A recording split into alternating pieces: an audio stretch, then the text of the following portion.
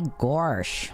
Oh my gosh. Hello, everybody. How are you all doing today? It is a weird day, as far as I'm concerned. It's kind of a weird start, but we're here and we're ready to go.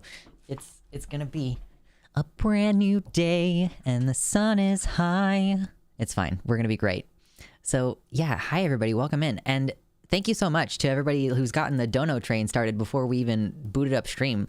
Thank you so much to Slaps Hungry Bears. I appreciate you. They said armed assholes can go fuck themselves. Stay safe, everyone. Yeah, it's going to be a rough one. Oh yeah, we don't really need to have the content warning up for Lgbtq shooting this stream. Hold on. Where is that? Anyway, yeah, it's a weird kind of news to wake up to. But I'm not going to put the CW on, actually. We're just going to go ahead and turn that off for now. Because the title of the stream is a fucking trigger warning. Anyway, moving on. Sorry about that. Halfling Rogue also got a tier 2 sub. Thank you so much. Hello, looking forward to today's stream, and I hope the move goes well. Me too. I also hope that it goes well. Starting tomorrow, basically. Like, things are going to happen. It's going to be crazy. Thank you, Trout Dealer, as well, for the tier 1 sub. You get $5 more for moving, and I get dicks. A win-win situation. True. Yes. Yeah. My goal for today's stream is to get to 250. If we don't get there, that's fine. But I'm just, like, gonna take off an entire week. So losing 3 streams out is not minuscule, especially since we're also gonna miss out on, I think that Christmas Day is on Sunday. And then so will New Year's Day. So we're going to miss those as well. That's fine. I'm not too worried about it. I need to adjust myself down slightly because I keep just peaking ever so slightly. We don't want to be doing that. Okay, cool. Perfect. So thank you all for starting off the stream so strong. Let me finish saying hello to everybody. What's up, Sisukara? We got Mama Mephistopheles. Hello. Timerinia.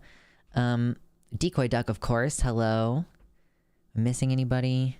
If I'm missing anybody, I apologize. I thought stiff peaks were a good thing. Only when you're making meringue, okay? I'm not currently making meringue.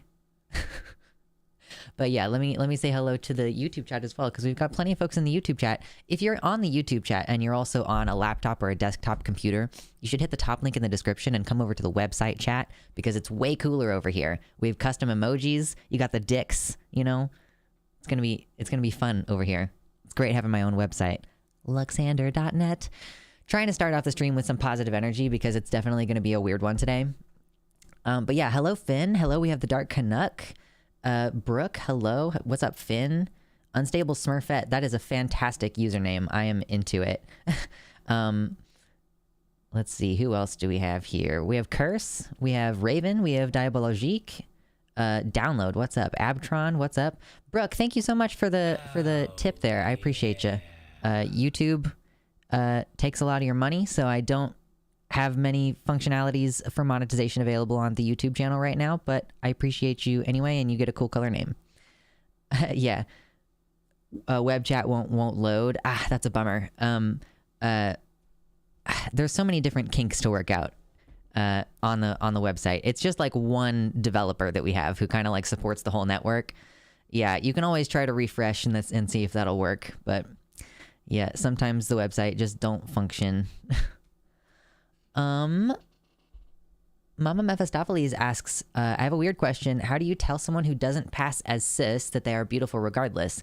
I keep running into this issue of genuinely beautiful trans women who believe they are ugly because they don't pass, and I don't know how to compliment them without sounding either paternalistic or patronizing. That is a really good question. I don't know that I have a great answer for that because of not being trans femme and like not knowing how things would feel internally, to receive. Yeah, I mean, like my main thought that I'm having in response to that question is contemplation of Natalie Wynn's video called Beauty, because she talks about that like kind of complexity of feeling like passing and feeling beautiful are kind of interconnected. And like I find that really interesting. I mean, I guess I sort of relate because I don't really feel attractive when I'm in like my boy mode. like when I feel hot, it's because when I'm in like my femme presentation, if that makes any sense. So yeah, I don't know. The Dark Canuck suggests to pick out a beautiful feature and compliment it. Yeah, like I guess that's the thing, is like just pointing out specific attributes that are beautiful, even like whatever the context is, you know? Or like, I don't know, specific features that are feminine maybe. Like you have really great eyebrows or something. Spooky Ghost wants to know if I am a gamer. Well, I'm definitely gay, and yes, I game. Not very hardcore anymore because I have so much shit to do, but that's fine. Yeah. Welcome to the website, Turtle Cactus. What's up? Longtime viewer of your videos, first time catching your stream. That's super cool. I appreciate you being here. Usually during the streams, if anyone else is your first time here, we usually try to chill for a little bit at the beginning, especially because we tend to talk about such heavy news. Like the news today is going to be fucked up, and we're going to be exposed to some shocking and hateful things. So we are going to take some time before the stream to like just say hello and talk to each other. All right. And I hope that people don't have a problem with that. What's good, Jimmy Nails? Mersh, what's up? Hey, how's it going? I received the hair clippers. Thank you very much. That's going to be very useful to me. Violet says, personally, as a trans femme, I'm happier when I pass than if I look aesthetically pleasing. People have looked at my pre-transition pictures and said they felt I looked hotter, and I don't care because I feel happier being seen as my genuine femby self. I kind of feel like that's not too dissimilar to what Natalie Wynn posed. Although I do think that she forwarded the proposition that you should focus rather on style than like attractiveness and like beauty. So developing a unique style can be kind of important. I'm also asexual, so I don't want to look sexually attractive so much as I want to look the way I want to look. I mean, that's totally fair. For sure. Jimmy Nails had COVID since the last time I was here. Oh, that's a bummer. I am so sorry. It's really going around, and it seems like these recent ones are hitting pretty hard, actually. I gotta put my hair up, or I'm gonna touch it the entire stream, and I get really annoyed with myself for doing that. But yeah, no, I'm losing it. I'm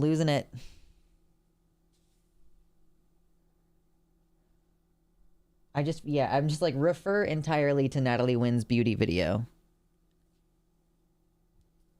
Complimenting things people can change is usually the way to go. Ghost Liquid, yeah, whenever I compliment someone, which is not very often, it'll usually be something that is an intentional choice that they've made. Like, oh wow, that color looks really great on you. Or it's like, your hair looks really good, you know, like something that they have control over, rather than something that's like, you know, your eyes are so pretty. Like, okay, thank you, I grew them myself, right? Like, what can you say?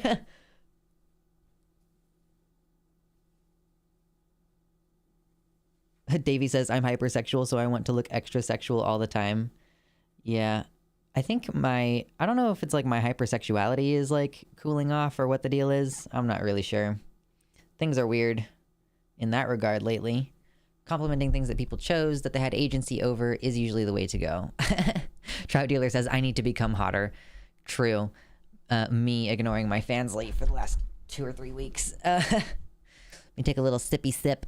Hail hydrate, y'all. If you're not drinking water, you gotta have like some kind of drink with you for the stream, all right? I demand that you have a cup of water or some juice or some fucking milk or something.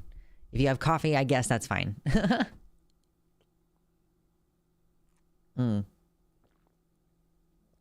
Yeah, Curse, I feel that. As an AFAB NB, I still struggle with wanting to adhere to the male gaze. I feel weird when I look too masked. I feel the best when I look androgynous. But pretty. A streamer who looks at YouTube chat, impossible. There's so fucking many of you over there. Like, it's not realistic for me to ignore you until my website chat gets so fast that I can't reasonably divide my attention, you know? Oh, what's up? Welcome back, Vinny. Sorry, realized I deleted my Reddit account and had to create a new account here. It's always good to have multiple logins. So, like, I've actually disconnected Twitter from all of my White Nervosa, White Leaf logins because of potential Twitter safety breaches, frankly. But I have like Twitch and Discord attached to all of them so that I don't forget how to log in, basically. I got a bottle of water and 2 bottles of coffee. True. ADHD moment, having multiple drinks to choose from. Speaking of that, I should finish my coffee real quick. Come to the dark side. We've got dicks. I just post my Gone Wild pics on my main Reddit account.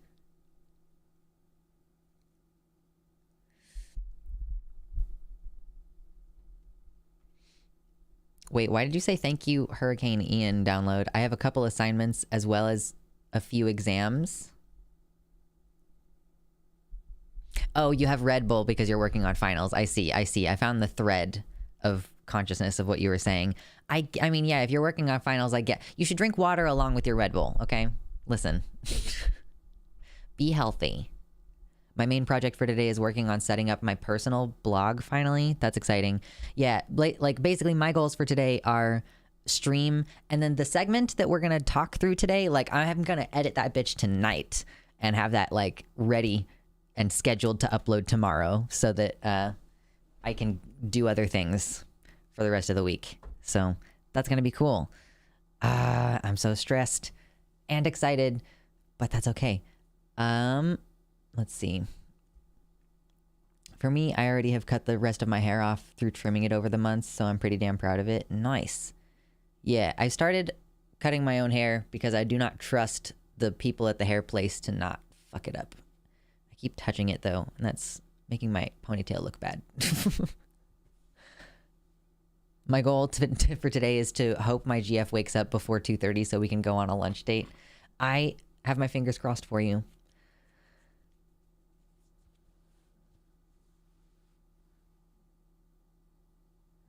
I thought about creating a Fansly for my music project. Do you think that's a good idea? I don't really see why not. I don't know what platforms are good for music stuff, frankly. Like, I'm not maybe I should figure that out, because that is one of the things that I plan to do this winter, is learn a bunch about music and how to make it. And I'm gonna like hang out with my siblings some more and like teach them instruments and let them dick around with it. So that's going to be a fun thing to do this winter.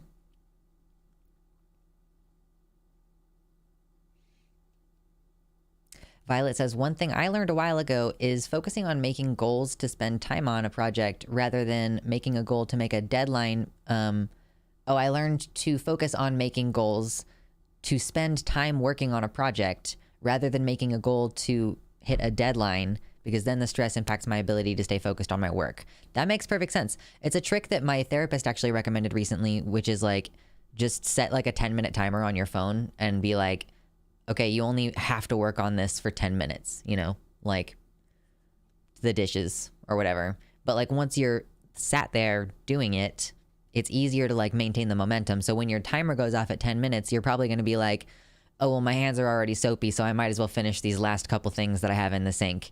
And then the dishes are more done than they would have been if you had not gotten started in the first place, you know?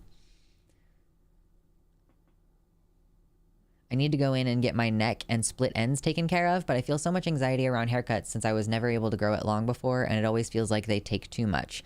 I'm even cutting my ends of my hair myself now because, like... I mean, so first of all, you can just sit there and, like, trim individual split ends that you see. Like, it's called seek and destroy in the long hair community. Like, while you're watching TV or something or listening to a podcast, like, just going through and clipping the individual ones. I also recently cut, like, 3 inches off of my own hair.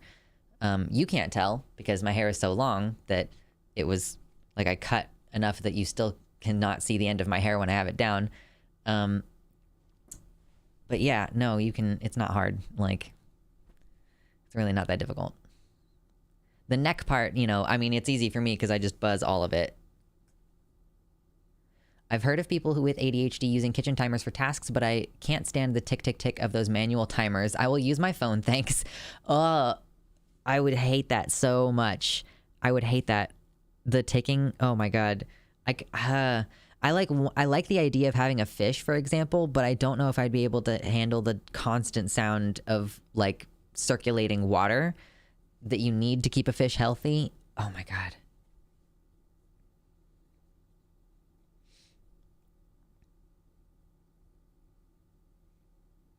I cut my own hair now. I keep telling my friends to be honest if it looks bad, and no one has said anything yet. Running water is supposed to be therapeutic. It's just more fucking noise. Like, just all the time. I actually just got reassessed for ADHD, and now I'm going to try Ritalin, so we'll see how that goes. But that was like one of the questions that he asked was like, do you ever feel like music is annoying? And I'm like, yeah, I really don't like listening to music the overwhelming majority of the time. Like, I don't really like sound most of the time. I will wear earplugs, like the bright orange 3M brand earplugs at home when nothing else is going on, because I'm just like, there's so much like buzzing, and I can hear the refrigerator and I can hear my tinnitus. It's too much. That reminds me of the people who had the drowning sound from Sonic as an alarm. Freaks me the fuck out. Oh my God, that sounds terrible.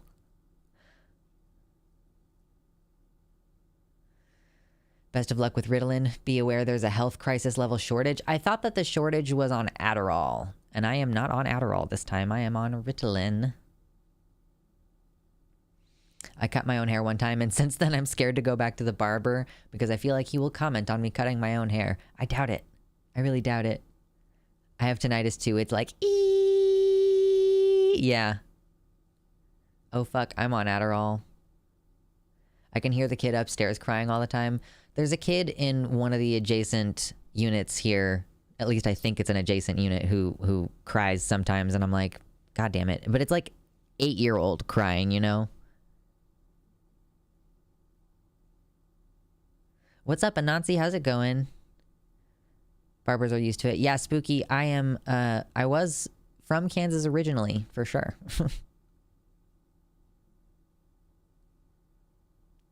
Or actually was, I don't know. Like, Kansas City is like, there's some of it's in Missouri and some of it's in Kansas, so generally, Kansas City.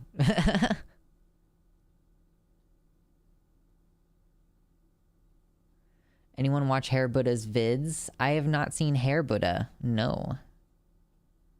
Oh, rainbows. I hear faint ringing in my ears sometimes. Yeah, that's hearing damage. You should wear earplugs when you're going to loud events and stuff, for sure. It's quite critical. Quite critical. Okay, well, you know what? Oh, yeah. Well, oh, hey, Affectionate Boy, thank you for the $10 dono. They said, hey, Luxander, hope you have a happy holiday this year. Also, did you hear about Eli Ehrlich suing Blair White? I did. We could like talk about that first briefly. Because I did retweet something about that, and I did think about talking about it. I did consider talking about it on stream. I just got really focused in on the terrorism thing happening this weekend. So I do have it though.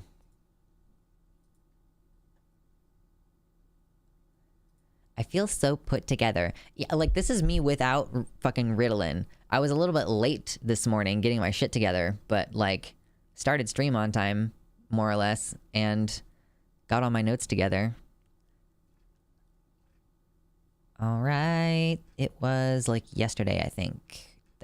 Yes, here it was. Getting everything together. Doing a stream professionally, taking a drink of water.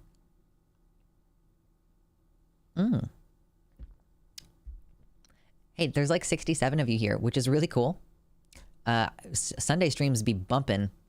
If you have not already hit like on the stream, please do that real quick. It's so fast. I said quack because I tried to say the word fast and quick at the same time.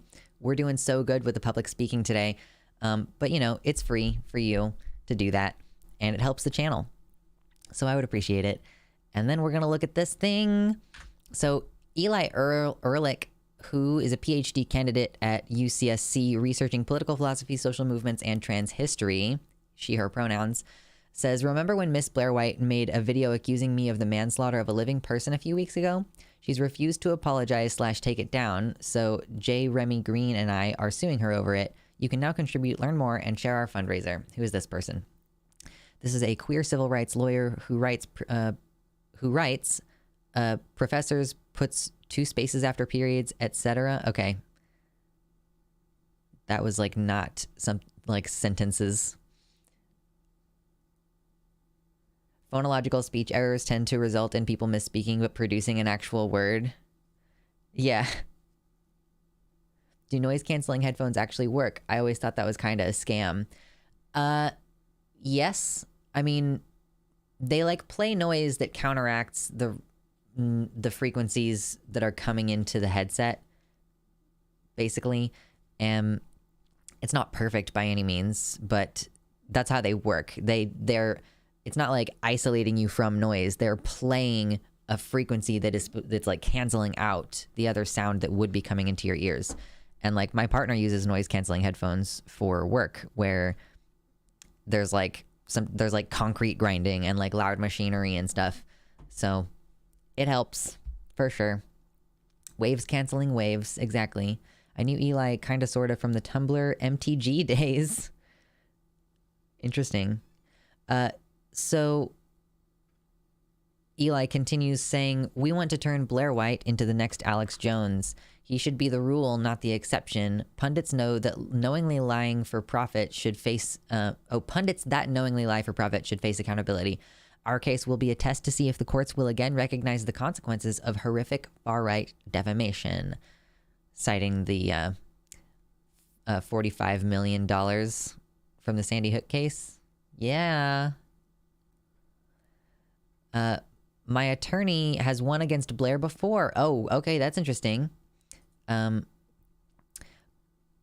Let's say when she sued LGBT Center NYC for employees correctly calling her and co-speakers white supremacists. So someone at this organization called her a white supremacist. She sued them, and then this lawyer was able to defend against that accusation. If we get enough donations for a strong case, maybe she'll think critically before she defames yet another trans person. Okay. Thanks to Jessie Gender, Emma the Goblin, and Janae Kroc for giving me the courage to take this step. I don't like courts or defamation suits. However, after learning about how much damage Blair has caused this community, I realized this was the only means of accountability left. This is the press release. On Saturday morning, Eli Ehrlich, a trans activist and founder of Trans Student Educational Resources, launched a fundraising campaign in support of her suit against far-right commentator Blair White for defamation. Blair White, a far-right political commentator with over 1 million YouTube subscribers, frequently appears in media to denounce minors accessing trans healthcare. She's known for vocally supporting Donald Trump despite being a trans woman herself. In August, Blair White filmed... I just don't want to call her White. She's just called White in this, and I don't want to... That's like awkward to me. In August, Blair filmed and published a video denouncing Ehrlich. The commentator accused her of causing the death of a former partner who is still alive. Despite knowing this, Blair shared the video with over 400,000 viewers and refused to apologize when confronted with contradictory information. The case was covered by numerous other commentators while discussing right-wing disinformation. So that's what the suit is over. It's like an accusation of someone being killed who wasn't actually killed, I guess. Let's see. I want to read this. Let's look at the GoFundMe. Where are they at? 2,141 raised of 60,000 goal. I mean, if you're interested in supporting this cause, I would recommend that you do that. Oh yeah, let me go ahead and add, speaking of donations, let me go ahead and add that last $10 donation to the amount. We're trying to get to 250 in my chat today. She is trying to get to 60,000, which is going to take a little bit longer. So feel free to help out if you want, I guess. Either of us. Writer, activist, and graduate student, also a trans woman and the subject of one of Blair White's newest videos. If you're here, you probably already know who Blair is. She's made a huge profit from her series of video attacks on trans people, parents, and children. The more outrageous they are, the more she stands to earn. In August, she created a video denouncing me by implying I'm a pedophile drug trafficker, and a child groomer. At the core was the central claim that I harassed a former partner into suicide. Not only is that individual still alive, but Blair knew that her statements were false. She has not apologized yet, even after knowingly lying on camera. So this is, yeah, just more details of the subject of the defamation suit. Where's my chat? Come back. Oh, the CW is still up? Shit, hold on. I'm on the wrong thingy. Okay, now it's gone. Thank you. And thank you for the $5. I appreciate that. Updoot. There it is. So, yeah, so in addition to, of course, every time a high-profile person like Blair makes content about someone like Eli, Eli reports, I've received countless harassing comments, misgendering messages, and death threats since she made that video. While being subject to this video that has nearly 500,000 viewers might be terrifying, I also see it as an opportunity. It's a rare chance to stop her from harming even more people. These statements were made with actual malice, the necessary legal component of defamation of public figures, which means that we have the grounds to create a legal case. Blair's videos have incited mass harassment campaigns against vulnerable people all around the country, myself included. It's not just about Blair, and it's not just about me. Far-right commentators like Blair feel that they're free to lie and defame queer and trans people without any repercussions. Trans teachers are being fired from jobs, trans teens are losing health care, and trans parents are threatened with having their children taken away because of these lies. In the past, Blair has publicly acknowledged that she's defamed trans individuals like Janae Marie Kroc and Riley J. Dennis. I remember that. However, none of us have tried to take her to court before. So that's the goal. Her lawyer has already won a case against Blair White. The initial court costs are going to be like $60,000. It's very expensive. This is why you have like class action lawsuits and stuff, because frankly, most individual people cannot do that. Is this like super gigantic? This did not used to be this big. I changed it for a show or something, I think. Okay, that's much better. Wow, I can't believe that was so ginormous for the last week of streaming. It's been like that. Anyway, gosh, I am really interested in seeing how this is going to go. Like, yes, smearing someone with murder charges, I think that's like on the extreme end of things that Blair has done, because I don't think that she made any accusations like that against Riley J. Dennis. I think her accusations against Riley J. Dennis were more along the lines of, you're not really trans because you're not even on hormones. But then, like, it turned out that Riley had been on hormones and just didn't say anything about it until she came back from having facial feminization surgery.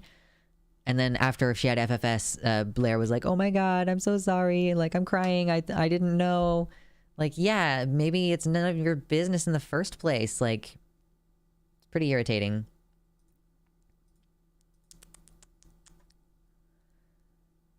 Cheers for the donuts as a poor person with very little money at the moment. I get it. Like, especially because it's right after the beginning of the month. I know people are like, I just had to pay rent, so I don't have any money. Like, no shade whatsoever to the white names in chat today.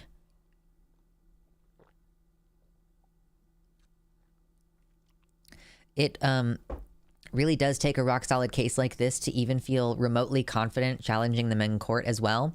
But you can bet your ass the right wingers are going to say Blair is being silenced by the people in power. Is that what they were saying about Alex Jones as well? What was the conservative response to Alex Jones' whole situation recently? Like, I don't remember if I saw anything about that. Did anybody else? Violet says there's a myth that Cody from some more news talked about recently. Cody's Shody, where people used a story about a person suing over medical injuries from too hot coffee causing serious injury. And as a result, so many laws were then created that made it harder for both individuals and class actions to get to court. Yeah, the ramifications of that were wild. Like, to be clear, the case, I guess like a little bit of a content warning for like body horror here, because the original McDonald's case that started this whole anti-litigation thing where like, oh, frivolous lawsuits happen all, like the narrative behind frivolous lawsuits is a constructed narrative by the capital class in order to prevent you from having the ability to hold them accountable. because the very first case was that hot coffee poured on a woman's lap from McDonald's. Now, again, content warning for body horror, because I'm going to tell you what actually happened to her if you don't already know.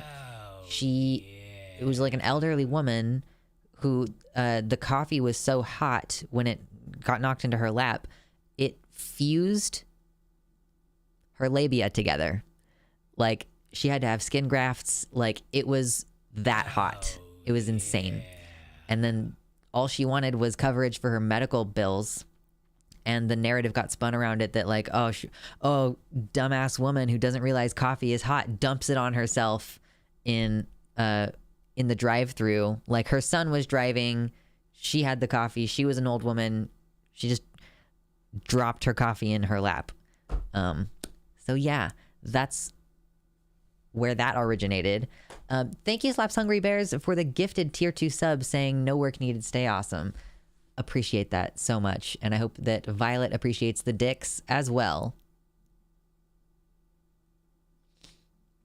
Is that the same Davy Sock Rocker from Danica 19? Oh my god, I could not read fucking Roman numerals for a second.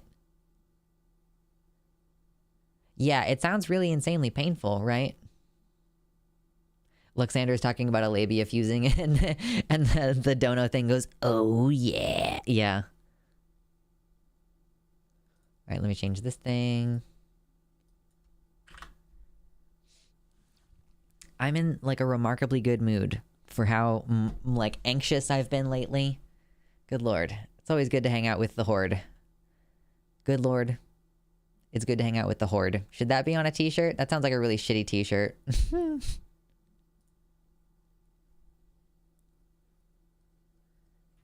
I knew it melted her skin. I did not know that detail. Yeah, it makes it like much more fucked up if you know all that details. Fun merch, make it in Comic Sans. True. Oh my god, excuse me.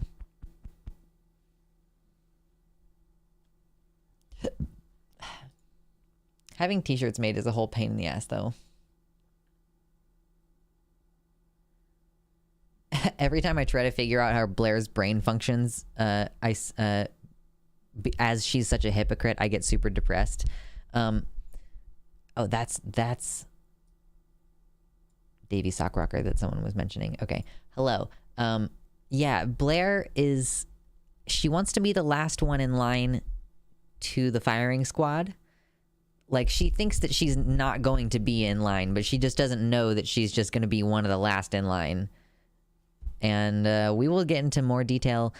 The segment this week, Horties, is going to be fucking crazy. I mean, listen, I know it's going to be a real deep dive in, so I'm kind of putting it off a little bit.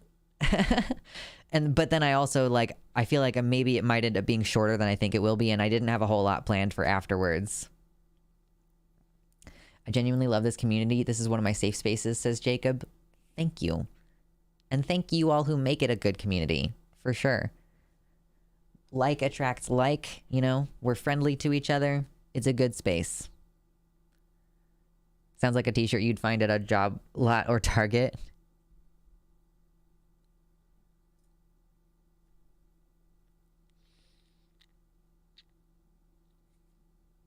But yeah, Blair's brain functions. That is a good point, Aligned Spud. I don't think she thinks about that. I don't think she thinks about the results of her shit directly at all. She just knows that she has an audience as a minority saying conservative things. She's in it for the money and is deliberately blind to all else. I hope not. It's hard not to see it all as kind of a grift, though. It's like, what else is there going on?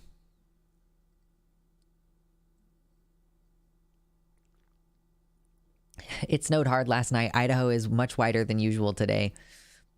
I'm not looking forward to the snow time. I don't know. I'm going to be like able to kind of hunker down in my little tiny hobbit hole this winter, so maybe it won't be too bad. Blair White is the Candace Owens of trans people. I mean, that's true, right? Good grief. It's awesome how many people here I know from other things. I enjoy that as well. It's fun when you're like, I'm hanging out in my chat and then I go hang out in like Demon Mama's chat or something, and then I'm like, aha, I see a bunch of familiar people here.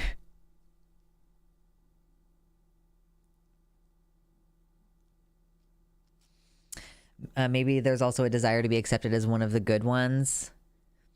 Yeah, I mean, like, everybody kind of wants love and acceptance. So if we're being charitable, we could say that that's one of Blair's motivations, perhaps.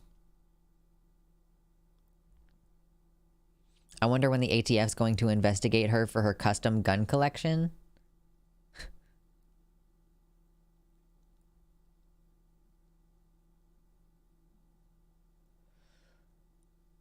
Her brain has the following: the wheel is spinning, but the hamster is dead.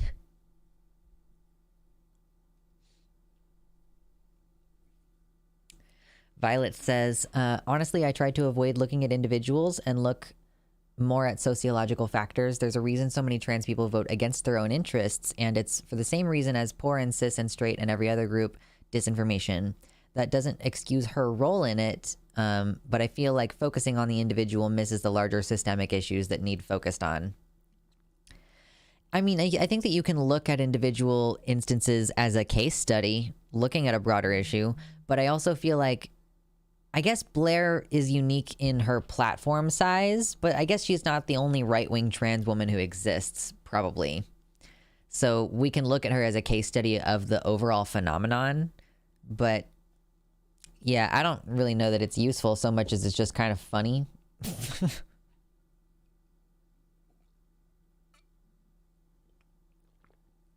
The hamster died when she got online, true. She gets an insanely based amount of hate from a community that would have totally accepted her otherwise. I mean, yeah, that's true. Trans people would be like, yeah, Blair, you're cool. But she has gone off the deep end trying to get validation from right-wingers specifically. I mean, I guess like she just is a white supremacist. Like there's no amount of being trans that can stop you from being a white supremacist. So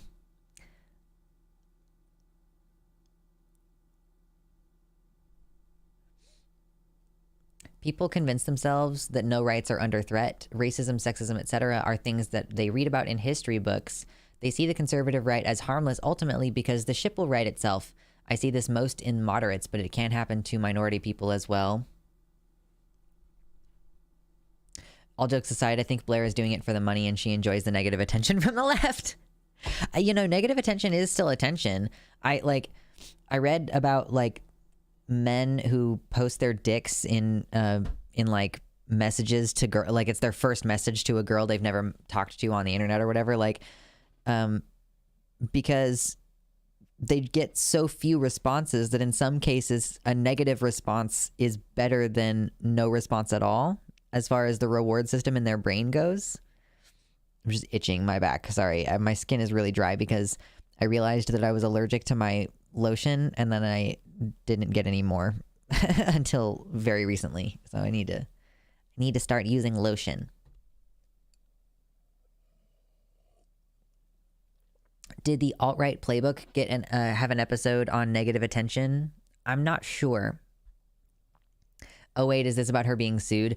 Yeah, that's what we were originally talking about, Emma, was Blair White being sued by Eli Ehrlich, and we kind of read through some of Eli's GoFundMe and the reason why she's suing her for defamation specifically. So yeah. But that's not the main topic today at all. Not even remotely. And we're about 45 minutes in. I'll refill my water and then we might as well get started after I adjust my notes to include that we talked about this.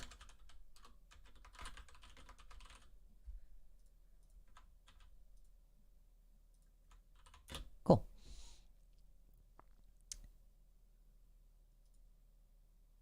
Blair White is also calling Eli a trans predator, which is fucked up.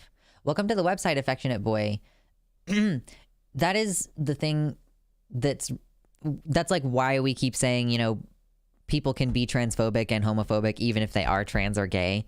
with regards to the Club Q shooter coming out as non-binary, quote unquote. But like, it's because Blair White is actively transphobic a lot. Like, calling a trans person a predator or a groomer or a pedophile, like, it's an inherently queerphobic act, because like gay people and then like trans people lumped into that have always been called groomers and stuff. And we are going to talk about that later in the stream, because one of the last segments, like one of the last parts of our main segment today, is going to be going over Nazi views of homosexuality specifically. So, sorry, I'm just stretching my neck because it has been very painful the last few days. Ooh. Crunchy. I refuse to take the shooter as trans. So my thing, Anansi, is I don't think that they're really trans, but I'm going to affirm the pronouns because I think that leaning into the troll, first of all, keeps me ideologically like consistent. And also I think that they are actually going to hate that. Like, what they want is for me to say, no, they're not really trans, and deny their pronouns because they want to call me a hypocrite. But I don't want them to win, so I will not let them. I will say that motherfucker is not non-binary. They are lying, but I will continue to affirm their pronouns in this particular instance. Yeah.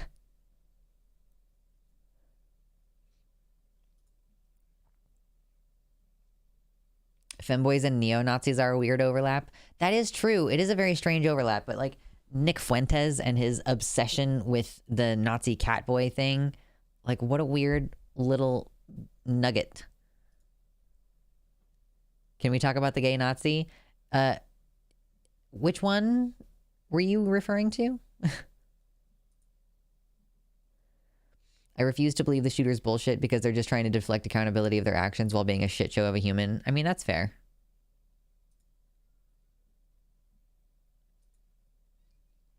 Affectionate Catboy, have you not heard of the Nick Fuentes Catboy thing? Or what are you saying what to?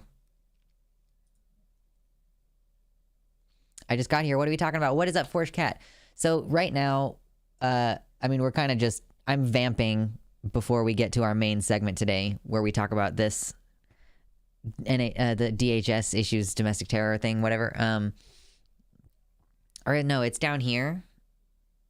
If you're hovering over, the title will show up here. But if you're on YouTube, it shows up down here. Either way, whatever. I haven't heard of the Nick Fuentes Catboy shit. I mean, it happened like a year ago, so that's like 12 million years ago in internet time.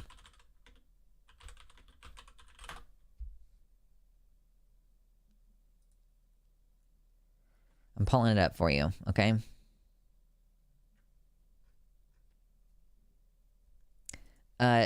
Nick Fuentes went on like a fake date with a Nazi catboy.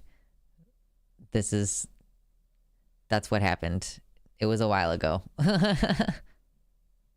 Oh, it was like 2 years ago. Wow, Jesus Christ. My perception of time is so fucked right now. Oh well.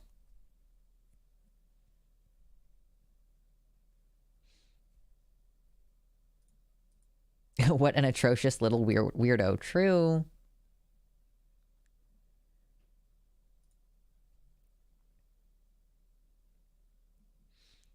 I'm pretty sure that people equating gay with groomer is, they're different, I'm scared, I must protect myself. Being gay is the worst thing ever. It's not logical, it's a fear response.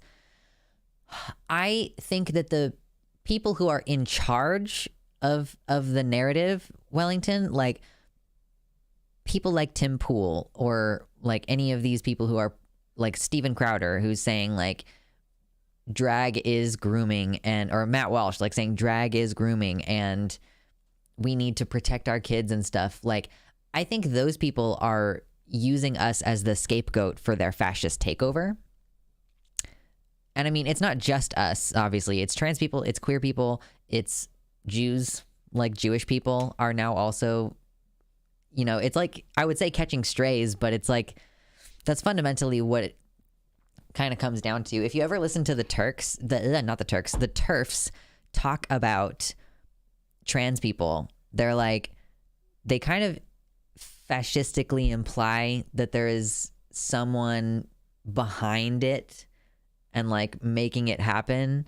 Like maybe they'll blame it on the pharmaceutical industry or whatever, but like there's like a parentheses they thing kind of happening a lot.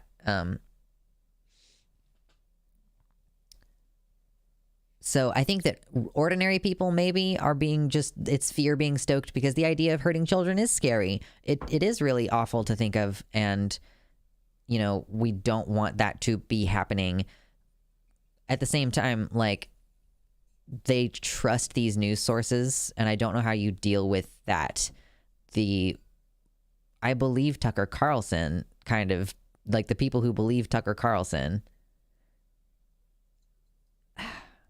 Okay, I'm going to refill my water. I just squeezed the lemon some more. So I'm going to get some water, get my voice all ready, and then we are going to duel, okay?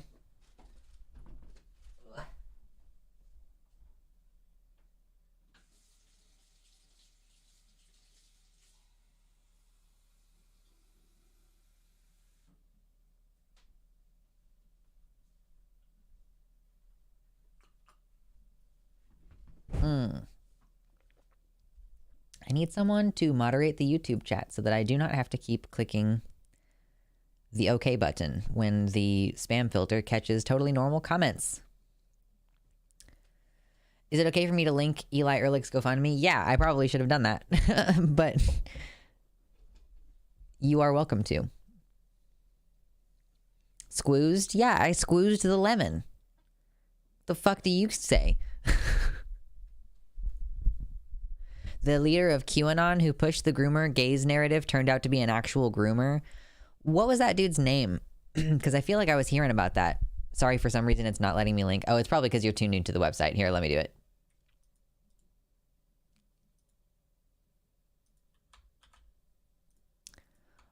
Bwom. I could do it. I mod for Zan. I'm usually here. Okay. You're only, you know, you really have minimal shit that you need to do.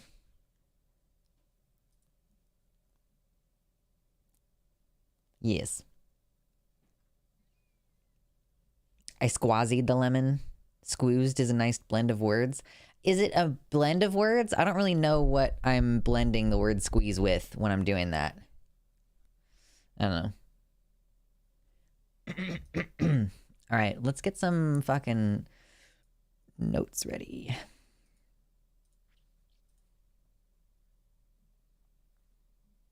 You ever feel like you're gonna burp and then nothing happens and you're like, God damn it?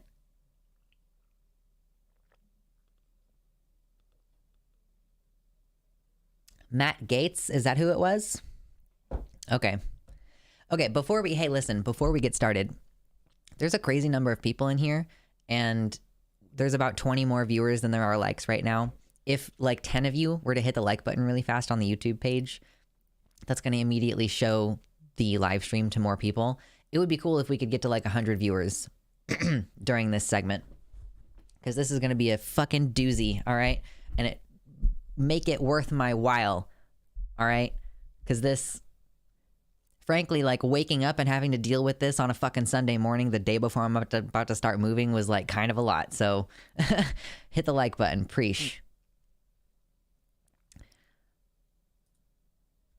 Here's an article on the QAnon groomer. I will deal with that later. I will talk about it later. Yeah, okay. So I woke up this morning on Sunday. This is going to be coming out on Monday on the channel, hopefully. Welcome all YouTube viewers and people hanging out in the live stream currently. We are going to talk about some crazy shit that has gone down over the course of like Friday and Saturday, I think, this weekend. Multiple events of Proud Boys and Patriot Front members showing up at drag events, like the kind of like person wearing a funny costume sits down and reads a book to some young people who like spent all week doing a bake sale kind of stuff, and even more like because we've had that conversation multiple times already this year over the course of the summer. Proud Boys show up at library, disrupt storytime hour, scare parents and children, you know, but it is escalating, and escalating to the point that, spoiler alert, the DHS, which is the Department of Homeland Security, issued a warning that there was a domestic terror threat to LGBTQ people and potentially other groups over the course of this weekend. So we are going to get into all of that, and we're going to start with talking about an event that happened in Columbus, Ohio, which was called a holodrag show, I guess, and they were just doing that, very basic thing of having a person in drag, like, maybe sing or like read. I think read was like the main thing, but it was not just that. Like I said, there was a bake sale and all, and we will see the official statement. There's a couple of videos we're going to watch here of official statements from, like, why did we cancel this? What happened? All that jazz. Jimmy Nails, I would love to have you on to interview for just like a brief moment sometime, talking about that, defending the bakery in the Chicago suburbs thing, because I have mentioned it before. Like, when, you've brought it up and I've mentioned it on stream, I think it would be good to perhaps like have an actual convo about that sometime, if you would be willing. Need to hire nasty armed security for Proud Boys and Patriot Front. They did try to hire security, so we'll get to that in a second. Where I decided I wanted to start.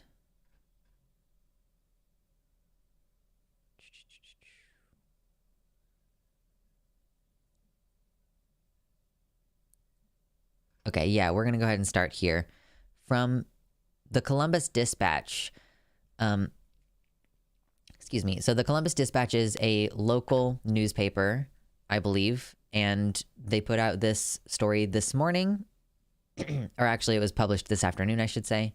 Or wait, yeah, okay, so this, God, I'm stumbling over things. The Columbus Dispatch is a local newspaper, published this story on Saturday, because I believe this event happened on Friday or maybe Saturday morning. So drag storytime organizers, police officer, different explanations amid Proud Boys protest. So this is kind of the basic info. The Red Oak Community School canceled the holodrag storytime Saturday morning following promises of protest from the Proud Boys and what school officials described as only a, quote, casual, distant acknowledgement of the event from police. The Columbus Division of Police and city officials, however, said that they had been in communication with organizers since they had learned about the event weeks ago. So we're going to kind of do the basic information in this article, go to a Twitter thread, and then come back to talk about some inconsistencies. But the event was planned for 10 a.m. Saturday at the First Unitarian Universalist Church, where the private Red Oak Community School operates. It was intended to feature 3 local drag performers reading stories to children, performing holiday numbers, according to the school's event website. So the protesters still came even after the event was canceled because they are trying to intimidate us. So we're going to switch over here to Aaron Reed for a quick second. A massive convergence of right-wing militants in Columbus, some armed, just shut down a drag holiday event. Organizers expected police to show. Unsurprisingly, they did not. She posits, perhaps they did, but they were dressed in yellow. Anyway, Proud Boys and Patriot Front are emboldened after Club Q. We're gonna, let's see what the volume is like here.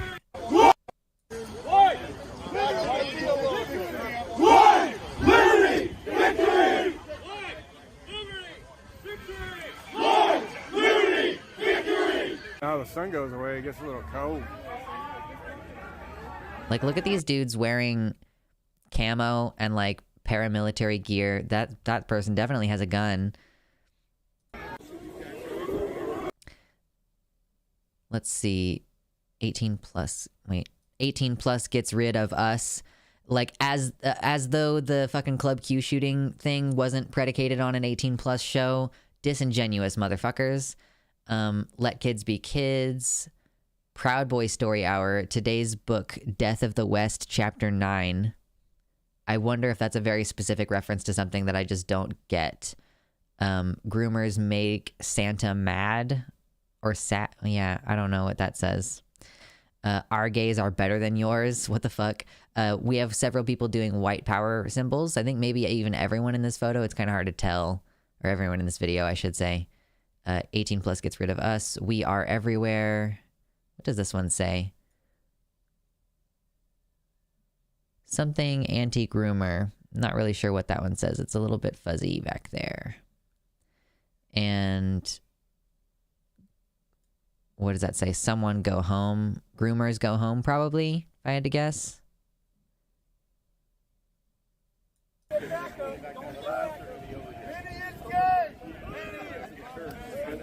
Yeah, I didn't know if there was any particular audio in this that was going to be interesting, but it doesn't really seem like it on this part at the end here. But one thing I gotta point out that really always amuses me is that Proud Boys wear piss yellow, which seems like an invitation. That's all I'm gonna say about that. Aaron Reed says, reminder that the cops will not keep us safe. We keep us safe. It is a shame that militants get to walk around Columbus parading their victory and brandishing weapons at a drag event. This gathering was organized in the immediate aftermath of Club Q. Yeah, the Proud Boys announced plans to disrupt Columbus drag story event. It was like that news article came out right after the Club Q shooting. Like there was going to be more protests from them.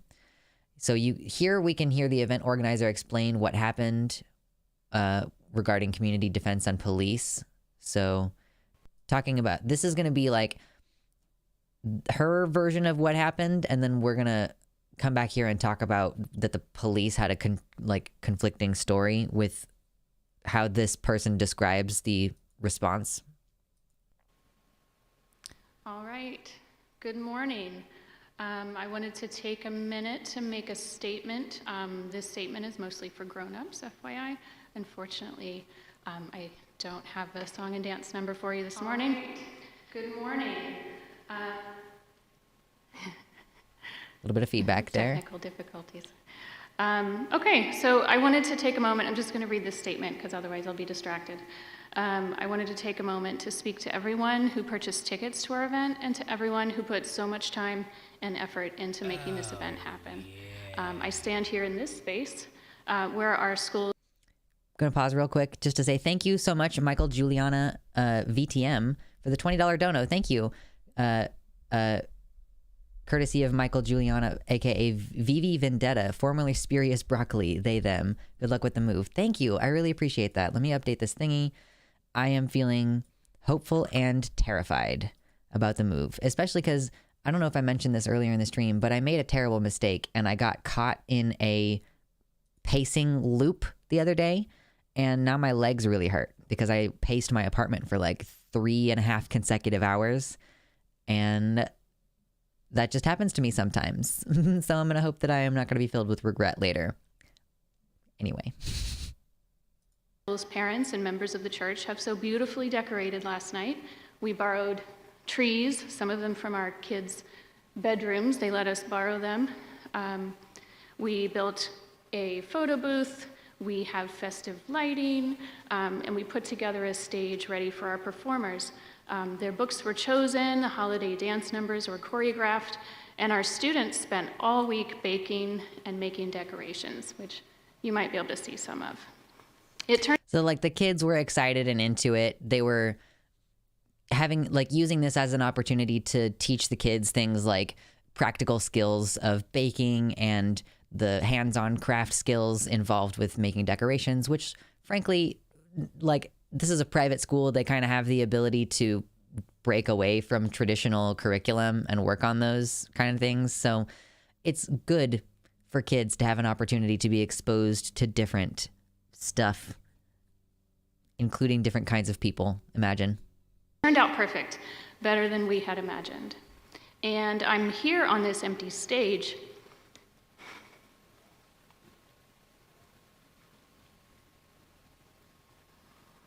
That's going to happen a couple times.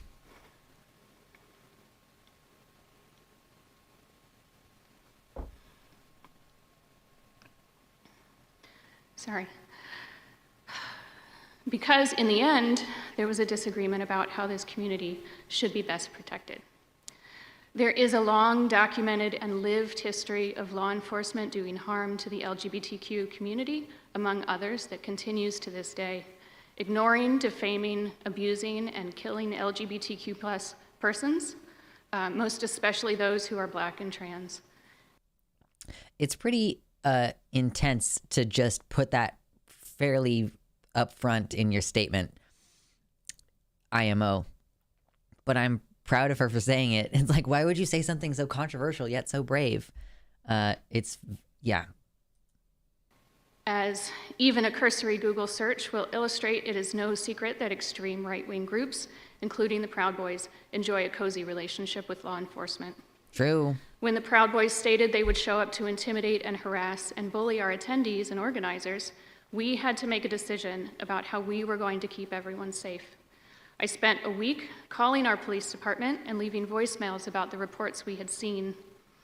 After a week, I was told we could hire a special duty officer who may or may not show up because they're understaffed. I was given an email address. In the meantime... That doesn't sound great. Like, that's obviously from her perspective, unless that's a flat out lie, like the police make it sound later like she's just absolutely incorrect about this. That's pretty wild from the police, that they would be like, we will assign someone, but they may or may not show up because we might have more important things to do.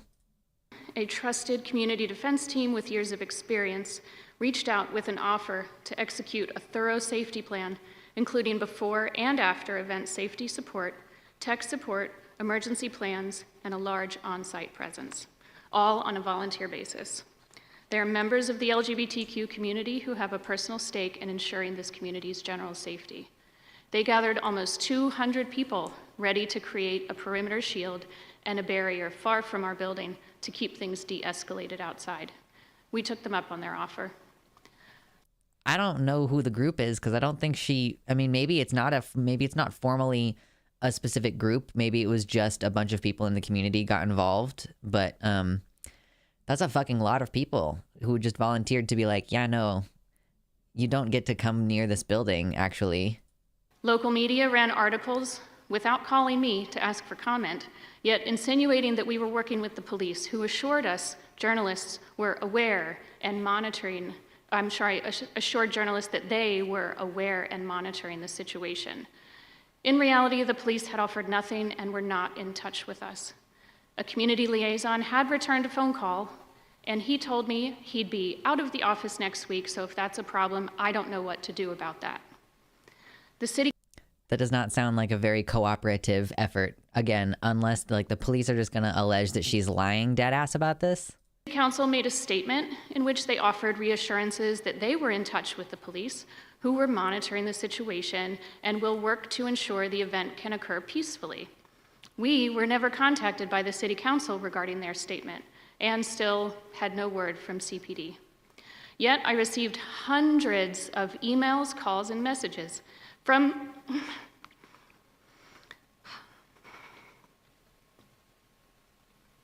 This feels like it's really hard for her. From folks in the community asking, how can I help? What can I do? I'm ready to show up. I never heard this message from the city's leadership and those whose job it is to protect us. In the end, our performers felt unsafe without a police presence, while our safety team felt unsafe with a police presence. We decided... that sounds... I don't know why the performers would feel better with a police presence rather than the volunteer presence. Mama Mephistopheles says, we're aware, we're monitoring the situation, quote unquote. Their bullshit always sounds the fucking same. It's just code for we know we're not going to do anything. Yeah, it keeps being relevant to my brain recently, but that very, very recent video from Philosophy Tube about the NHS and bureaucratic, inertia, the lack of change and how difficult it is to get things done within that system. It's non-performative speech.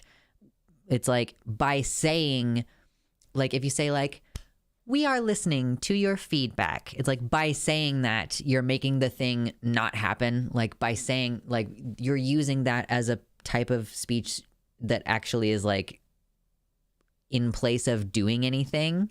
You're saying you're listening, but you're not actually listening, you know? And that's kind of a similar thing here where they're saying, like, we are monitoring the situation. And by saying that, they're, like, not actually doing it. Yeah, I don't know. She said it better. Go listen to her video. Moving on.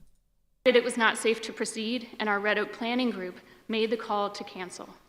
While we felt strongly that the police's casual, distant acknowledgement of our event illustrated that they would not keep us safe, we also have to validate that our performers didn't feel safe unless there was law enforcement in the building. So it turns out our biggest problem wasn't the Proud Boys after all. I implore this community's leaders to consider how this could have gone differently, how they could have participated differently, how they could have supported us differently. How will they do better for the next drag story time when the Proud Boys threaten to show up again, which they will? She's right. How will our leadership work to create an environment where all members of our community feel safe? Those who might say, but you have to work with the police, are invalidating the lived experience of all who have had harm done to them by law enforcement and don't feel safe with them. They are not standing on principle.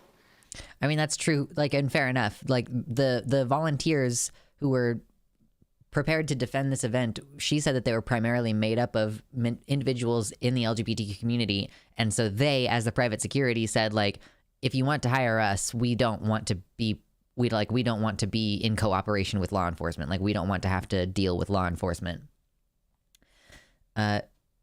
Donuumayowo, hello, says we really need to see the community at large begin to organize legitimate organizations dedicated to defending our safe spaces and places. Cops aren't going to help. I hate that it's come to this point, but I see no other option than to arm ourselves, those of us that safely can, to protect our community. Yeah, I actually had the very recent realization that, like, people who show up, like the members of the John Brown Club, when we saw those pictures of them defending a drag brunch, they have, like, big guns. And I'm always weirded out about having a gun because I don't want to try to kill myself. But like I'm always thinking of, like, a handgun. But if you have a giant gun, it's not like you can reasonably, like, you know what I mean? Like, it's just harder that way. But I also am like, I'm not really about to try to be, like, out there defending drag brunches. I would rather stay home and not endanger myself, frankly. But moving on. To dismiss those who feel unsafe with the police is to turn a blind eye to the systemic issues of safety within this community. We have to do better. The world is getting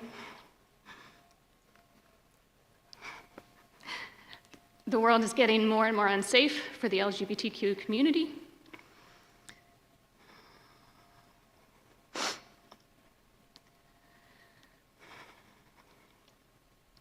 It's hard. The attacks are constant and getting worse. The fact that we are not able to successfully host this simple event shows the extent of the damage. We have to do better. Everyone all over the country who purchased tickets in solidarity, thank you so much. We felt your support. We sold almost 1,000 tickets to a children's storytime event, after all. We raised over $5,000 for a local LGBTQ+ charity. We had more than 200 people attending this event in person, despite being scared. We're scared, but we're strong, and we will not go away or make ourselves smaller because someone bullied us. Please keep hosting these events in your communities. Keep marching, call your legislators. If you are a cis-het white ally, use your privilege and step up. Show up for this and other marginalized communities. Don't allow your advocacy to exist on social media platforms alone. Do the work.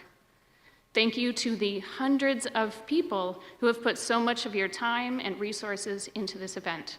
You were willing to show up and do the work. Even though we weren't able to make this happen at the last minute, the outpouring of support in the face of extremists means something. Please continue to show up. Thank you for joining me this morning. Please hit up a drag show tonight and tip your queens.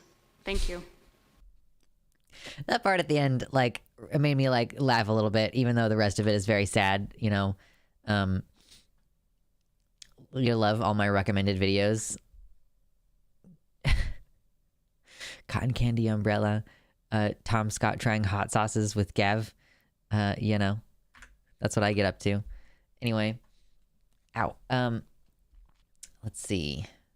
I wish they would stop saying LGBT and just be honest about who's at risk. It's the gender nonconforming populace. Well, Jimmy, I will say that it's not just trans people and gender nonconforming people who are at risk. You know, the like gay people are just directly adjacent to trans people. And, you know, when the Club Q shooter goes to shoot up the gay bar that's going to be hosting a drag brunch, like they do that. Excuse me. They do that not really caring that there's normal gay people there. You know what I mean? Or that the people there are just like customers who may or may not even know about the drag event that's supposed to happen Sunday morning. Do you know what I mean? Like, so I don't really know that you can say we should limit our yeah, we should explicitly say that trans people are the ones who are being unfairly targeted right this moment. But like, I mean, we're like literally gay people are catching strays, like very literally. They will go for the LGB as well. Yeah. They're just most vocal against us for the moment. But they definitely did call regular gay people groomers back in the day. Like that, it's not like that wasn't the case. Like it's not as though that hasn't been the narrative. Like I'm almost 30. I don't know if it's just because I consumed a lot of like 80s and 90s media, but like you got the messages that being gay was like something to keep on the down low or like a bad thing. Like how many 90s movies have you seen where there's a girl who's being outcasted and bullied and like accused of being a lesbian? Actually all the way up through the 2000s, because that was also a trope that they hit on in Mean Girls, where like the weird goth chick is called a lesbian even though she's not one. Do you know what I mean? So anyway, we're going to resume talking about this because she mentioned in her little speech there, which by the way, Erin Reed recently started a Substack. I appreciate all of the information that she gives us, and I'm probably going to subscribe to her Substack, erininthemorn.substack.com, when I get the chance to.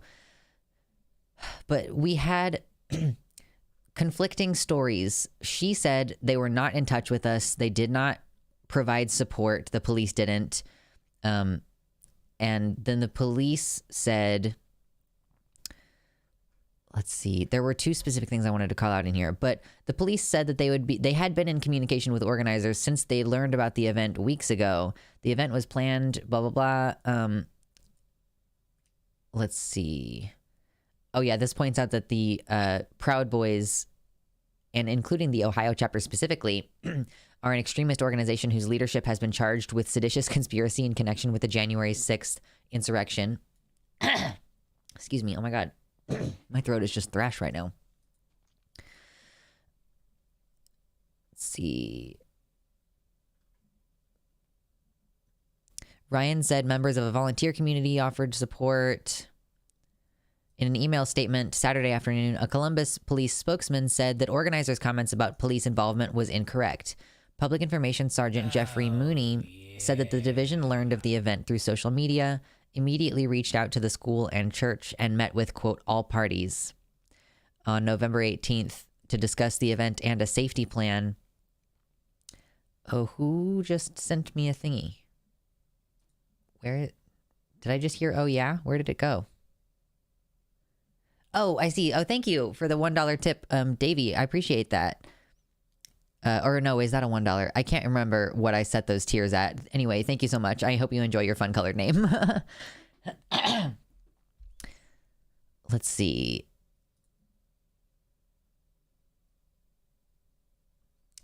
Police claim that they continued to communicate with the church, school, neighbors, and businesses in the area to inform them of safety plans.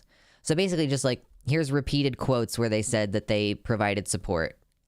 But I noticed an inconsistency. Where is this? Up here. Police had previously told the dispatch that they were aware that they were aware of the planned disruption and had plans to monitor the event to ensure it remained peaceful. Okay, I think I must have misread that line before, and I thought that there was an inconsistency in this article. But like, they claim to have been planning ahead for it and everything, but where were they actually on the day? Like, I don't think that we have any evidence of police actually showing up. This person has a sign that says, "Drag yourself away from our children." Here we have some more photos in this article. Paramilitary people with big, big guns. Unidentified men armed with rifles and body armor stand on the sidewalk of East Dominion Boulevard after protesting Holodrag, an event at the Red Oak Community School where local drag queens read storybooks. So, yeah, were there any police there? Like, I'm not seeing any police presence or even any discussion of police presence. Because even though the event didn't happen, these people still showed up. Despite the event's cancellation, about 70 to 80 protesters, some of whom were armed, lined the streets near the entrance to the church on Saturday morning and into the afternoon, leaving at about 1 p.m. Many were holding Proud Boys signs or flags. Some covered their faces with masks. A good number of them did, actually. So that's kind of the main bit about that particular issue that we had this weekend. Long little section about specifically Columbus, Ohio. But there's more. Did you know that there's more? Because another thing happened in Florida. Actually, there might have been two different events that happened in Florida, but we're just going to try to focus on the one. Nazis targeted a kid-friendly drag music art show tonight in Lakeland, Florida. That was Friday. No. That was yesterday. Today's December 4th. I don't know what day it is. Attendees were stuck inside the venue when they surrounded the building, when the Nazis supposedly surrounded the building, and local cops just sat in their cars. This was at least the second rally against the LGBTQ community that happened in Florida today. This is going to be a little bit shocking and upsetting if you can't already see what's in the picture. It's like, I personally was kind of shocked and upset by this. This is the back of a sign that says, drag queens are pedophiles with AIDS, which I was just surprised. I didn't know that we still talked like that about people. Again, with the very clear murderous intent, though. This is hate. What you can't see because we are behind locked doors and curtains is that there are Nazi flags out there. Police are there, but seemingly in their cars for the most part. And this was the show. It was hosted by Miss Rose Dynasty, and it's a celebration of the arts. It's a local art is going to be for sale there. Yeah, just a little, like, it's dress up. I really am not getting why people, like, why these people are so hung up on dress up, and they're so worried about that. But I don't know. So what is this? Oh yeah, so this is just another photo from that same event, allegedly. A drag-friendly drag show, kid-friendly, I think is what she meant to say. A kid-friendly drag show in Lakeland, Florida was surrounded by Nazis calling for the death of the, quote, pedophiles inside. I don't think we have video from this one, at least not yet. Cops surrounded the place and sat in their cars and did nothing. NatSoc Florida was responsible for this. NatSoc is short for National Socialist, and if you are not familiar, that's what the Nazi Party was officially called, like, obviously translated to English, but they were the National Socialist Party, even though really they didn't have those kind of socialist beliefs or whatever, not at all. Yeah, so I think that might be, like, really all the info that I have on that particular one. Just on the same day, I didn't notice this before. I didn't notice this little Jews equals communists sign over here that they had staked down. But yeah, I mean, just gonna, I know I already moved past this, but we got the Nazi salutes and the Nazi sign is, this is America. Don't catch you slipping now.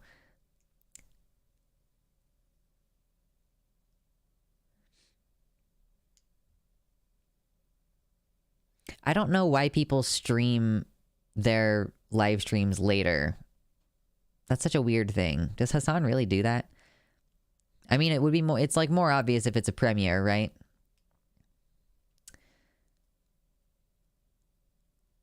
The Proud Boys only go after targets they think they can beat because they're all inherently cowards. We need an organized stand against them and they would cower back to their caves.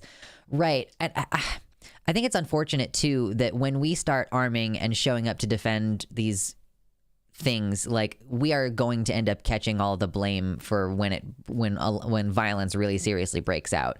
Like, oh well, if like you were doing something aggressive in the first place by having kids around drag queens, and then we decided to show up with our guns, and then you showing up with guns was an escalation because us showing up with guns apparently wasn't a fucking escalation. Like, these people are committed to like just seizing power in this country at like fundamentally at the end of the day.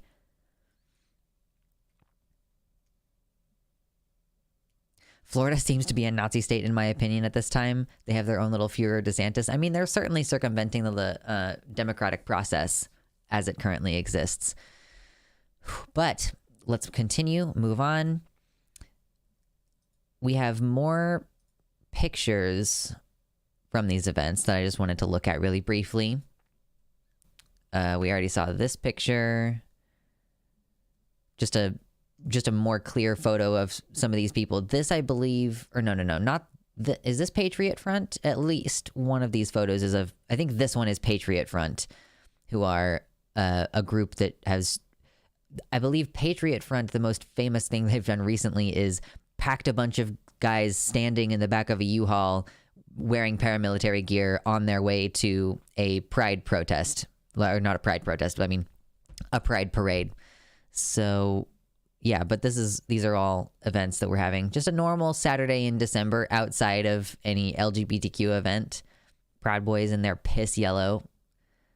And yeah, just wanted to show you those couple additional photos that I don't know if we had looked at before.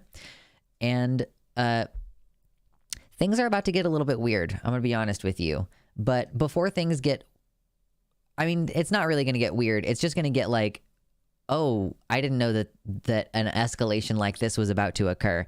I really need to take a quick bathroom break, though, because I chugged a bunch of water because my throat was dry. So I'm going to do that really fast. And when I come back, we're going to talk about the escalation that has suddenly occurred in North Carolina. All right. I'll be back in about 2 minutes. All right. Chill.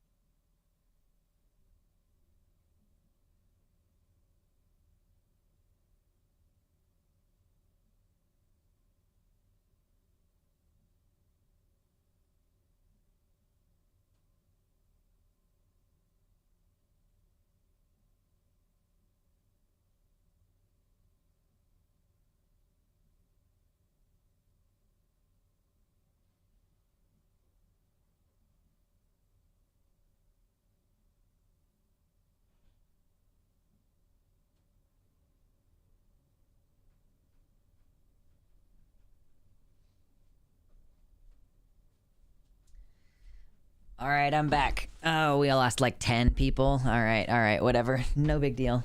Vouch stream. Listen, I don't go for very long when I got to take a piss, all right? Try not to take too crazy long because my streams are not that long in the first place. Normally, I'm not trying to take a bunch of bathroom breaks in the middle of my fucking streams. Don't worry about it. Okay. So, this was the most surprising thing for me today, waking up to. Amongst all the other news, I'm like, yeah, fucking Proud Boys show up outside of Pride events, show up outside of Drag Story Hour events, like whatever. That's not news to me. That's been happening all summer. However, there has been an escalation, for sure. Elliot,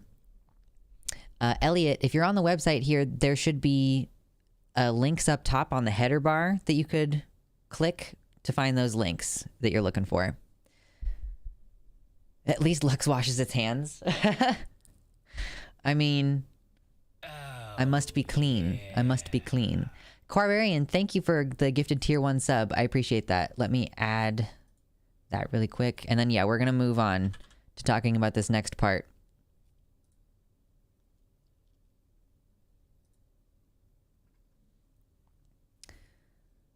Let's see. quitters. No, Pashy, I think it's fully acceptable. I am not allowed to shame the people who leave chat while I take a quick bathroom break. But you can. It's like, I don't think it's really ethical for me to be like, how dare you leave? But I think if you do, then that's okay.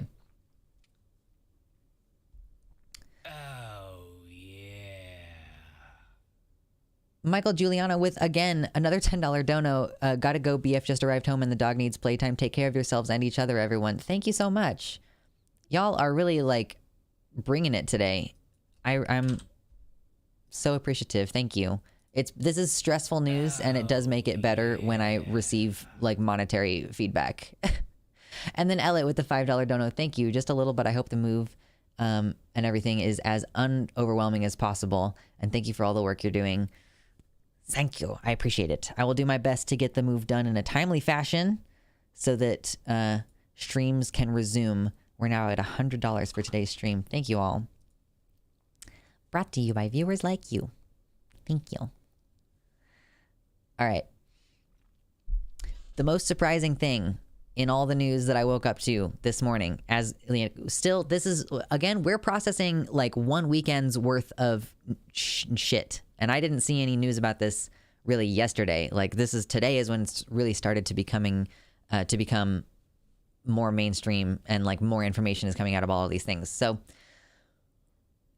apparently there were some attacks on power stations, like electrical stations in North Carolina Saturday night this weekend. So not only that, but like the Department of Homeland Security, that's what the DHS is, issued a warning of domestic terror threats to the LGBTQ community. I don't know exactly when they issued that, but it was within the last couple of days. In the past 48 hours, a man was arrested for threatening to murder a doctor in Boston. Like, one of the people who, actually, I think now 3 people who've sent bomb threats to the Boston Children's Hospital because they provide hormones and puberty blockers, I guess. They have been arrested and charged, or they're in the process of being charged for threatening to murder a doctor. Also, fascists showed up armed to drag events in Ohio and Florida. I believe that they were armed in Florida as well. I'm not as positive, though. And then fascists shot up power stations in order to stop a drag show, apparently. Like, what? That sounds fucking insane. Shot up power stations to stop a drag show? What the fuck? Like, so we're gonna, like, listen, we're gonna get into that, okay? If you also, what the fuck, hit like on the video, please. So here's this first little bit. DHS warns of domestic terror threats to LGBTQ, Jewish, and migrant communities. So it's not just us. Americans motivated by violent ideologies pose a, quote, persistent and legal threat, says a senior DHS official in a briefing about a new terrorism advisory system bulletin. That's pretty intense. Like, I mean, it's not like we didn't know that, but I guess it's good that the fucking Department of Homeland Security is acknowledging it. Yeah, again, this picture. Texas man charged with threatening Boston doctor who provides transgender care.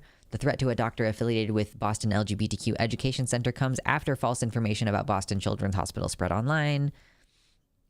This is the post from Moore County Sheriff's Office in North Carolina. Moore County Sheriff Ronnie Fields reports that the mass power outage across the county is being investigated as a criminal occurrence. Just after 7 p.m. on Saturday evening, December 3rd, 2022, Jesus fucking Christ, several different communities across Moore County began experiencing power outages.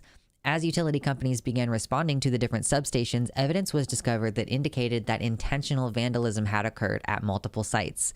Moore County sheriff's deputies and various other law enforcement agencies within the county responded to the different areas and are providing further site security.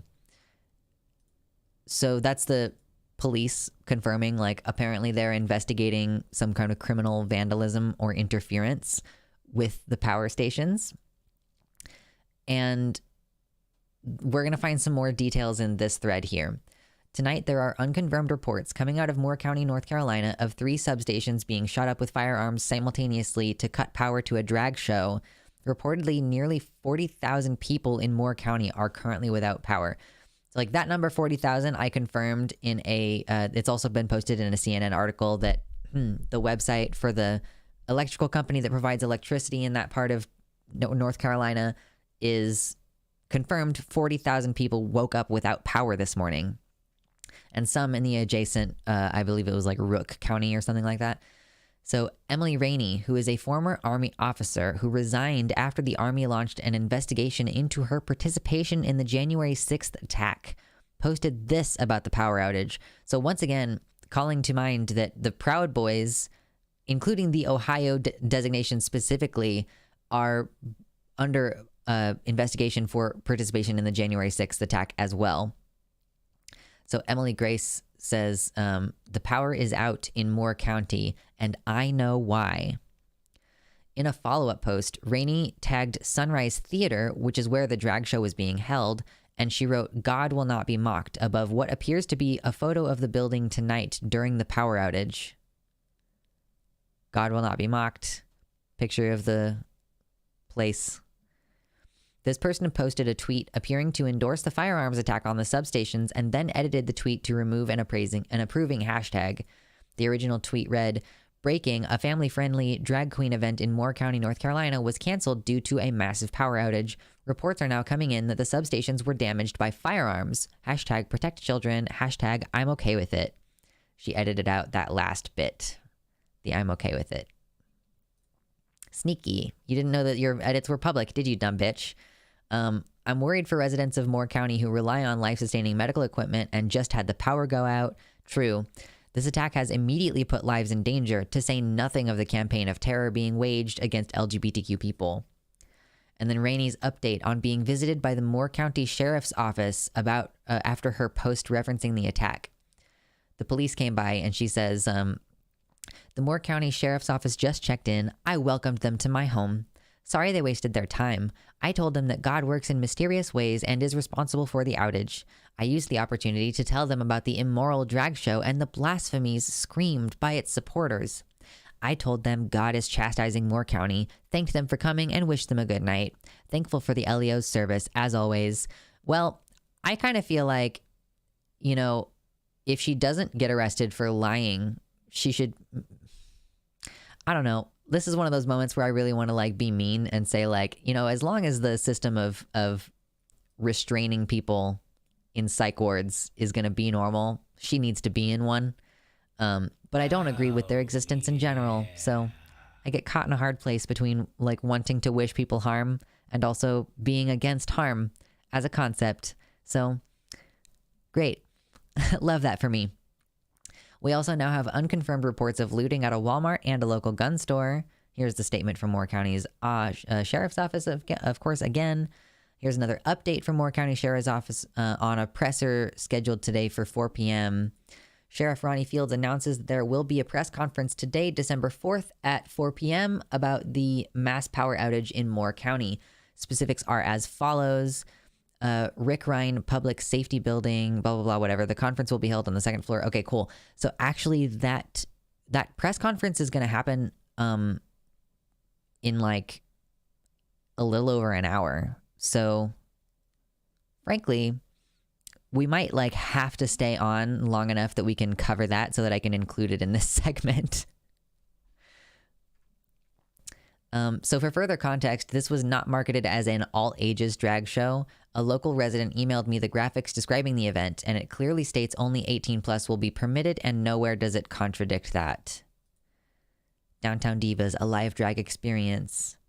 Join us December 3rd at 7 p.m. for the first drag show. Thank you for sponsoring us. Sold out. No one under the age of 18 will be permitted. ID is required for all guests. A live drag show hosted by blah must be 18 plus to attend. Performance may contain mature themes. There you go. Another resident of Moore County sent this video and said, people are trying to leave Moore County. This is the US 1 at the tramway. Traffic is at a standstill everywhere leaving MoCo. Why? I mean, are they just going to go visit their family and have internet? Is that what their problem is? If you live in Moore County and don't see critical details being reported, email me, please. A local resident also confirmed the drag show continued after the power outage with guests using their phone flashlights to light the place up. Oh, that's really sweet. Oh, let me get my little earbuds so that I can hear the noises of this person's performance. Safe space. We also are the arms that are around you to carry you through this fight that will never end, but will only continuously get stronger with your motherfucking support. Yeah! Yes, this is my last name. I, as Naomi Dix, as the J&K twins, as Tatiana Matthews, as Sun Queen Kelsey, we all take your pain and we take your struggle and we turn that into the support that we give to you by showing up and providing safe. So that's cool. They continued, and nevertheless they persisted. So that's like hopeful. I like that, and that makes me feel good, you know. But it's still fucking insane that allegedly there was like, it's still just crazy to me that there was allegedly still a bunch of shootings at fucking power stations, I guess. Like, what did they do? Like, really, was it truly to prevent this drag show from happening? What happened?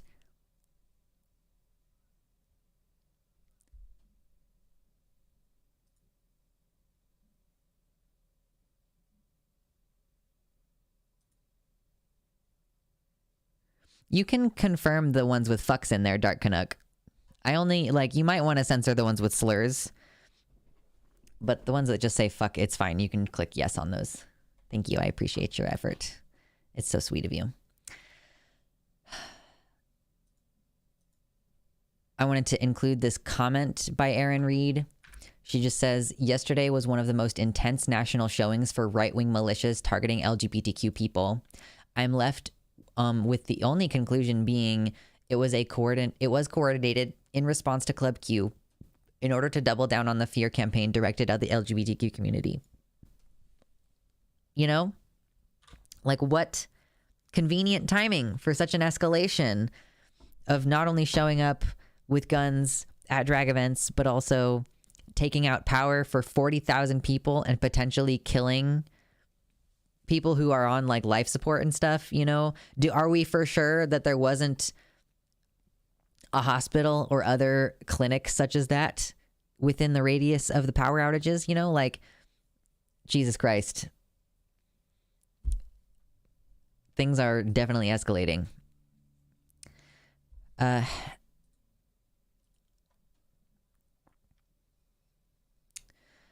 Alejandra Carballo, who we've talked about plenty of times on stream here, says, we need to start bringing Section 1985 claims against Proud Boys and neo-Nazi orgs showing up armed to LGBTQ events. This is exactly what the Ku Klux Klan Act was supposed to prevent. The fact that they wear masks and are armed makes it an easier claim to prove.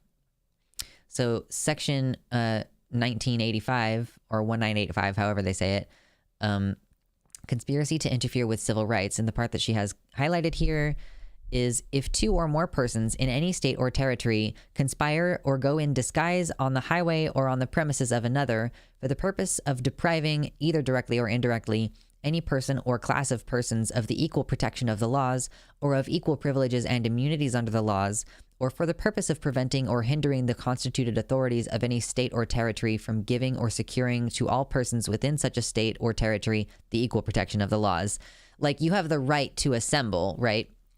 So if the Proud Boys are showing up in groups in disguise on premises to try to intimidate you from exercising your civil liberty to gather, your civil liberty to speech or whatever, that is in conflict with this U.S. code. This person says, weirdly, most circuits have limited 1985-3 to only race. It says all rights and immunities, not just those based on race. Yeah, not just those based on race. Yeah, and this continues. If two or more persons conspire to prevent by force, intimidation, or threat any citizen who is lawfully entitled to vote from giving his support or advocacy in a legal manner, like, it continues on, like, so intimidation and stuff could be also implied in the first part of the definition as well. Anyway, I I've had my chat minimized for such a long time now. Oh my god, did I seriously miss like several donos? Oh my god. Okay, I did get the tier 1 sub from Davey, I think, included in there. But I missed Slaps Hungry Bears with your gifted tier 1 subs, 6 of them. No notes, just support. Enjoy dicks, everyone. Yeah, enjoy dicks. Dicks for all. Oh my god.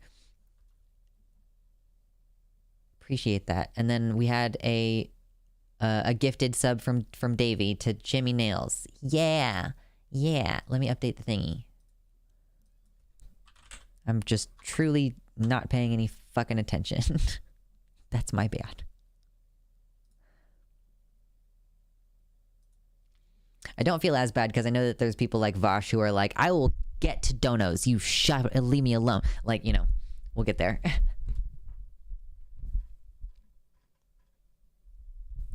Yeah, people can just walk around with assault rifles. Intimidation means nothing to our government. I mean, unless that person is black and they're in a Walmart carrying a like 22 rifle that they plan on buying, or like it's a BB gun or whatever. I can't remember that person's name off the top of my head, but that is a real thing that happened. Like someone died because they were carrying around a gun in Walmart that Walmart sells because they were going to buy it. Like, all right, great. Moving on. So with all that kind of laid out, having looked at the escalation of events over this past weekend and over the past year, frankly, as things have gotten worse, someone pointed this out, and so I just wanted to go ahead and go into it a little bit. This is what I'm talking about when I say like this section is going to be a little bit of a deep dive, because not only are we talking about all the current events and giving my opinion about those current events, but we're also going to be looking into some history rhyming kind of things going on here. I looked up how to pronounce this earlier, and now I can't remember. How do you say this? I need to know how to pronounce this word. Hold on. I'm going to have Google say it to me so that I can say it right.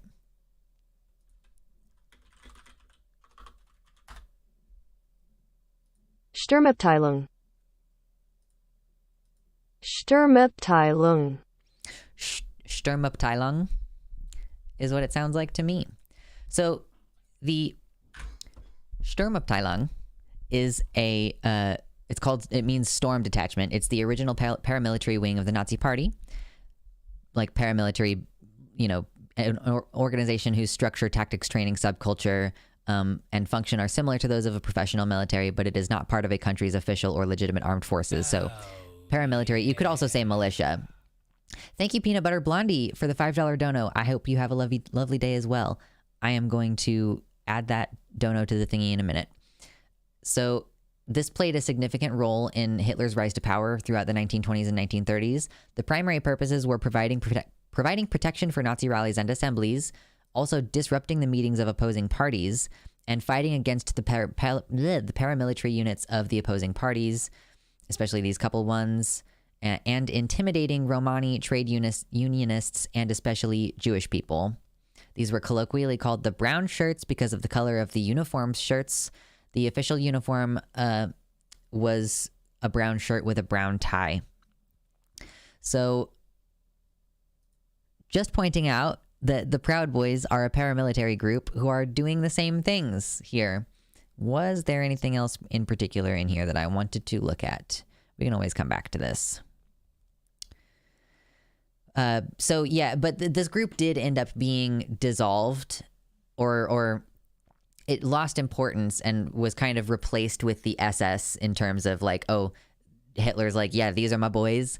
So, but it did start out that the Sturmabteilung, yeah. The term predates the founding of the Nazi Party in 1919, but it did end up becoming associated with the Nazi regime. So let me move on to the next part of that.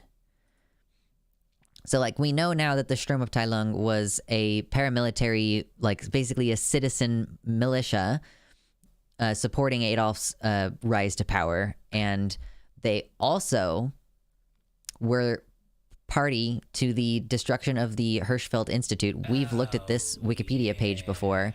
The Institute for Sexual Wissenschaft, they which like provided hormones and like studied trans people and like helped hook up trans people with bottom surgeons. The first woman thought to have ever received a vaginoplasty for a transition related reason, perhaps like likely died in one of the raids because where did it go? So there was a raid and like a destruction of all the books there on May 6, 1933. So earlier in the day, there was like a student militia or something. So the German Student Union made an organized attack on the Institute of Sex Research. They broke into the building, destroyed much of what was inside. The leader of the students gave a speech before the institute. It's presumed that Dora Richter, the first person known to undergo female-to-male reassignment surgery, might have been killed. And then later in the day, oh, look at that. What does that say? Members of the Sturmabteilung appeared later in the day to continue looting the institute. Paramilitary, supporting Adolf Hitler's rise to power, participates in the looting at least, of the Hirschfeld Institute for Sexual Study. Huh. Weird. Now, even further, this one we're going to go into more detail on. We're just mining Wikipedia for shit today, all right? Persecution of homosexuals in Nazi Germany. Specifically, we're going to go to a section down here called Nazi Views of Homosexuality, because I think that this is probably the most important section. And then we might also continue and go back up and look at like, oh, what's the actual kind of timeline for what happened here? But I want to focus in for a second on the Nazis' views and approach to gay people. But first, I want to say thank you for the donos. Halfling Rogue gave Mama Mephistopheles a tier 1 sub. Thank you so much. I'm going to add both of those now. Hell yeah. Oh, and someone tipped me a while ago through Streamlabs, and I didn't notice that. I found you just recently, and your work is amazing. Thank you, Davey, again for that. Let me go ahead and add that one as well. 155. The stream is bumping, y'all. I appreciate you. I'm feeling a lot better about having to take a week off of streaming. If I'll be completely honest with you. It like legitimately makes things much easier. Okay, let me drink some water.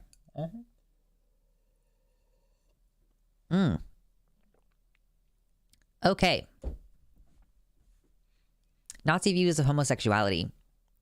The Nazis were influenced by earlier ideas conflating homosexuality, child molestation, and the seduction of youth. Oh, wow. I've never heard of that before. Oh, dear.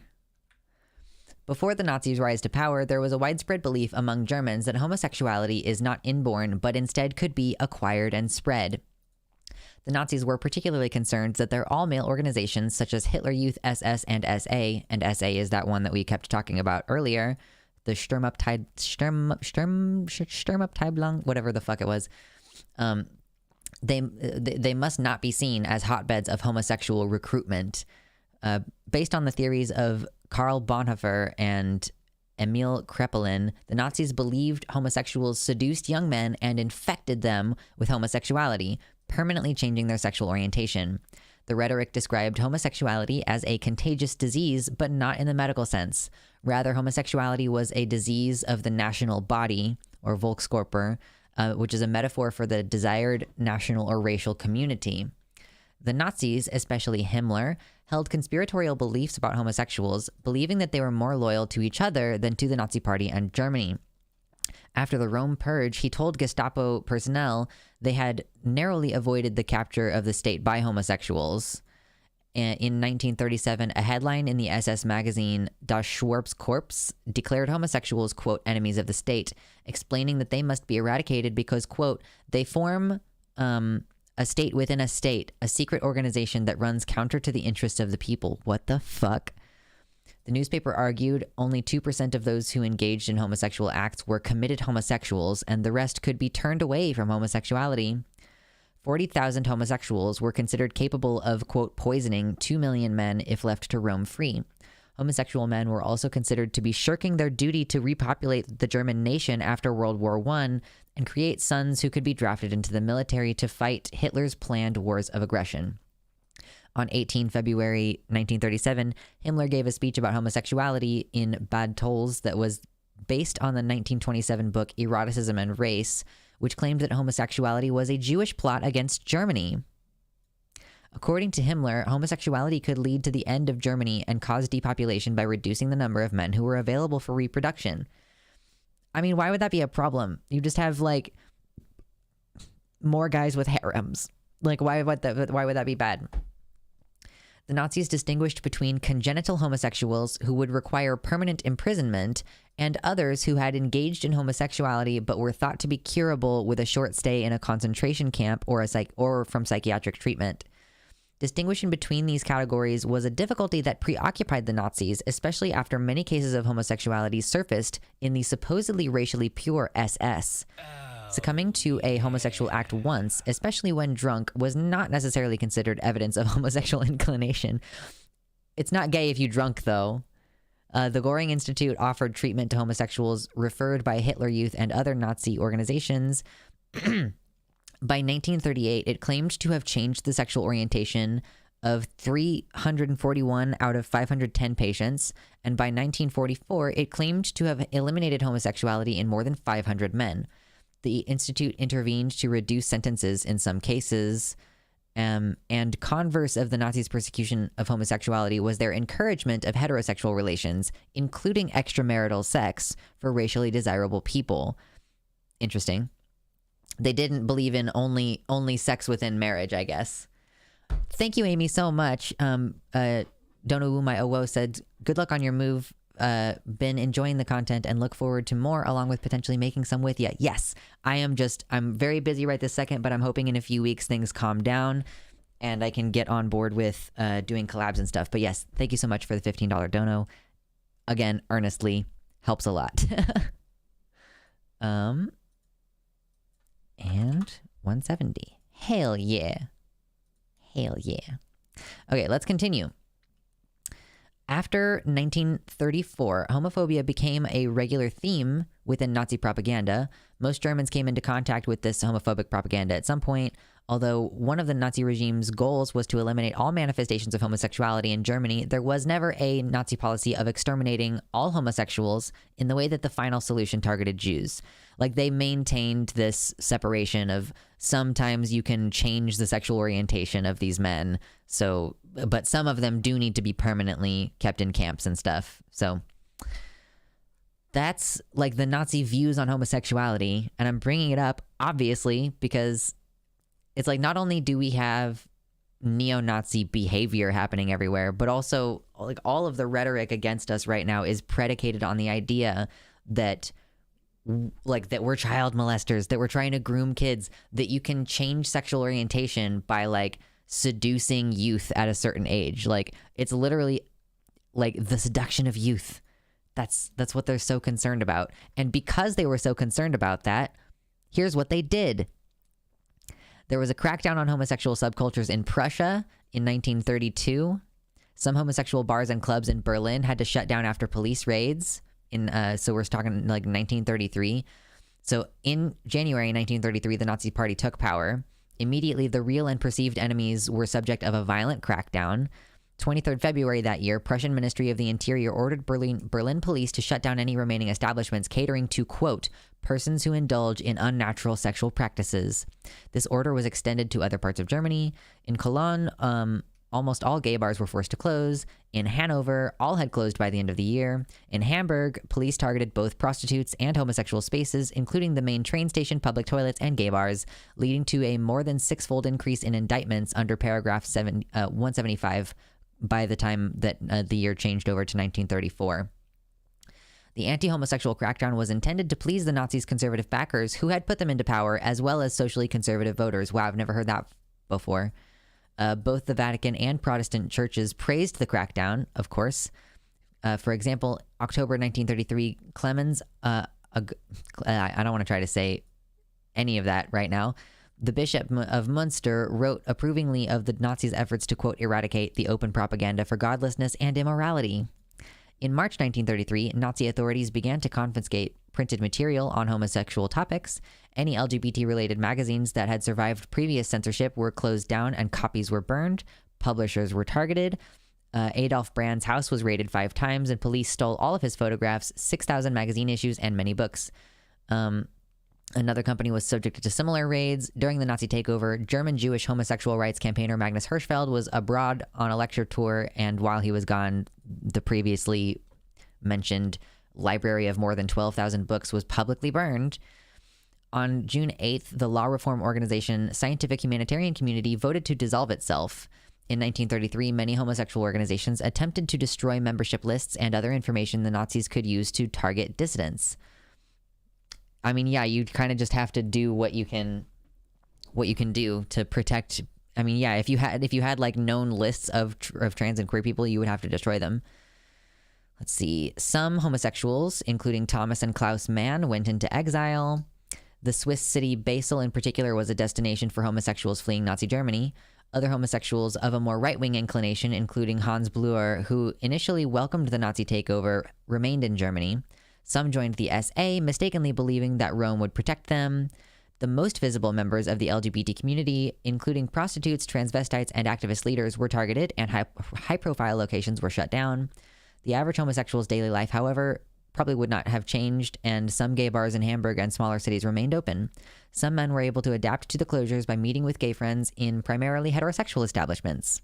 Most homosexuals were not yet afraid of the Gestapo. They believed they could keep a low profile until the end of the Nazi regime, seen as coming soon. During the initial years of Nazi rule, the number of men sentenced to prison under paragraph 175 increased from 464 in 1932 to 575 in 1933, and again to 635 in the year 1934. There was no systematic persecution of individual homosexual behavior, and until 1935, convictions remained below the high of 1,107 convictions that was set in 1925. So, I guess that's fine. Whatever. Expanding persecution. After the revolution in 1933, Hitler began to see Rome as a threat to his power and the SA as a liability due to their random acts of violence. Again, the SA is the paramilitary group that we mentioned earlier. This just detracted from the Nazis' desired image as the party of law and order, which is why he disavowed them. Okay. On 30th June 1934, Rome and several other SA leaders were suddenly arrested and executed. This event was later justified in Nazi propaganda, mainly by the alleged corruption and scheming with foreign powers, also citing Rome's homosexuality and the fact that one of the victims of the purge, Edmund Heinz, had allegedly been arrested while in bed with another man. So while his official political reason, or like his actual political reason, was mostly that they just made the party look bad, like the explicitly they also cited that Rome was gay.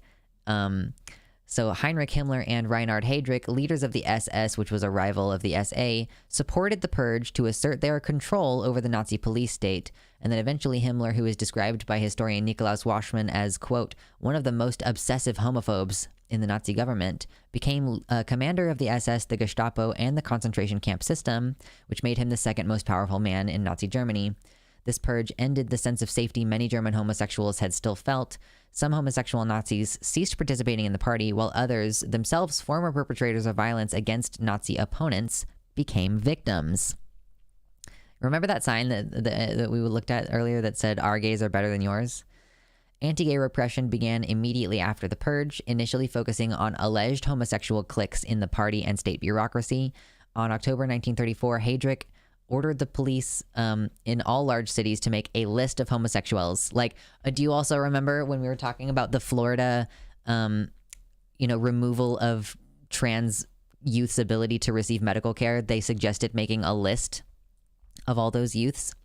A separate Gestapo department, the Special Commission for Homosexuality in Berlin, was then set up. The Gestapo targeted Berlin and Munich, raiding gay bars and making mass arrests of homosexual men. Most of those were not even involved in politics. Many men accused of homosexuality would admit to acts that were not punishable under 175, expecting to be released. Instead, they were mistreated and incarcerated in multiple different concentration camps. By early 1935, 80% of the prisoners held in protective custody in the concentration camps were there for alleged homosexuality. In order to convict those men, they decided to change the criminal code. So almost exactly a year after Rome was killed, paragraph 175 was amended. The changes were demanded, especially by prosecutors and other legal professionals. The new version of the law punished all sexual acts, defined broadly, quote, objectively when a general sense of shame is harmed, and subjectively when there exists the lustful intention to excite either of the two men or a third party. In theory, it became a crime to look at another man with desire. Men were convicted for mutual masturbation or simply embracing each other. I wonder if that is part of what has really damaged men's ability to be physically affectionate with one another. And in a few cases when no physical contact had actually occurred. Under the new law, typically all participants were viewed as equally guilty, whereas under the previous law, there was a differentiation between the, quote, active and passive participants. Tops and bottoms were legally distinct in Weimar Germany. The new law made it much easier to arrest and convict homosexual men, leading to a large increase in convictions. Under a new Section 175A, the law also introduced harsher penalties for male prostitution, sex with a man younger than 21, or sex with a student or employee. The changes in the law were not publicized for fear of spreading knowledge of homosexuality. Most Germans were unaware that the law had changed, and many of those arrested under the new law did not know that they were committing a crime. And the law also applied retroactively. Wow. And then the peak of persecution of gay people was, I guess, in 1936 to 1939. German police focused on homosexuality as a top priority. In 1936, the Special Commission for Homosexuality in Berlin became the Reich Central Office for the Combating of Homosexuality and Abortion, working with Gestapo's Special Bureau. Let's see. The police launched a nationwide campaign against homosexual meeting spaces. If the Gestapo believed that there were not enough charges for homosexuality being brought in a certain area, they would send in a special unit to train and encourage local criminal police. In March 1937, Himmler ordered police departments to make lists of suspected homosexuals and oblige them to register changes of address and to monitor suspected homosexual meeting places, hotels, and personal ads in newspapers.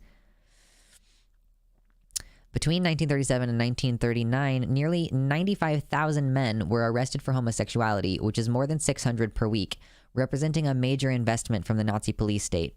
From 36 to 39, nearly 30,000 men were convicted under paragraph 175. Unlike in the past, these men were virtually guaranteed to receive a jail sentence. The length of those sentences increased. Many men were sentenced to years in jail. Prosecutors, judges, and others involved in the cases increasingly cited Nazi ideology to justify harsh punishment, adopting the regime's rhetoric of, quote, stamping out the plague of homosexuality. The use of concentration camp imprisonment increased. After 1937, those who were considered to have seduced others into homosexuality were confined to concentration camps. And then, of course, you have World War II, where the number of men sentenced in civil courts under paragraph 175 fell from 1939 to 1940, from 7,000 to about 3,000. More men were subject to military jurisdiction, and with the onset of war, homosexuality was no longer the top priority of the secret police, which is great, I guess. So at the end of August 1939, Heydrich ordered the Gestapo to transfer most homosexual cases to the criminal police to free up resources for the persecution of opposition groups. And then it's unknown how many paragraph 175 cases were handled by the special courts. They backed off a little bit during actual World War II, I guess. Prior to the war, homosexuals were offered re-education, and if this failed, they could be dismissed and incarcerated in a concentration camp for the duration of their compulsory military service. Under the manpower requirements of war, it was felt necessary to recruit all available men. It was also a concern that rejecting homosexuals from military service could open a loophole for draft evaders. Men who were considered sex offenders, including homosexuals, rapists, and child molesters, could serve in the Wehrmacht, assuming they were willing to bear arms and remain celibate during the military service. known homosexuals and some former concentration camp prisoners were conscripted, and castrated homosexual men could also be drafted. The length of time served decreased because of the increasing manpower shortage when soldiers were convicted of homosexuality. Himmler, who believed that the military was not hard enough on homosexuality, demanded a classification system that would see, quote, incorrigible homosexual offenders sent to concentration camps. So during the war, it was more important to them to have men in the military than it was for them to be criminalizing homosexuals. But yeah, I mean, they were in concentration camps during all this time, you know. That's what the pink triangle is about.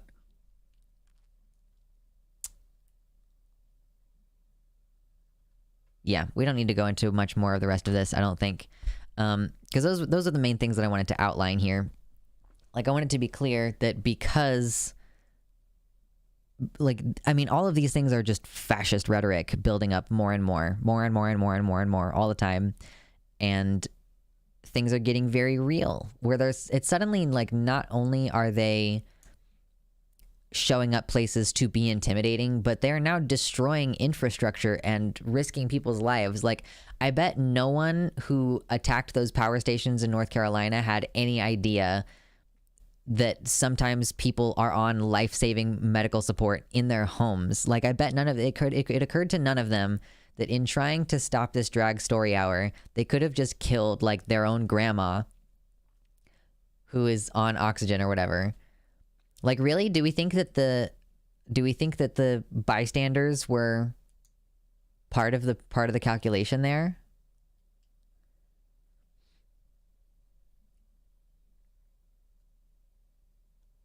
What's up, Anjali, over there? Stuff like this is why time travel is a shitty story idea for anyone who isn't a cishet man. I mean, that's true. Yeah. It's depressing. History has never stopped happening. Honestly, like, this was not that long ago. This was less than 100 years ago. But because it's a couple of generations removed, people don't think, oh, there's a through line. Like, there is a direct through line between the Nazis destroying all the books at the Sexual Institute for Study and the fact that I now think that being trans is some newfangled thing. And like, people, I got in an argument with somebody in my comments section who was saying that like, these surgeries are so new, they haven't been refined yet. And I was like, we've been doing this for 100 years. Like, not quite 100 years. In the case of phalloplasty, like, the first recorded FTM phalloplasty was conducted in 1946, which was 76 years ago.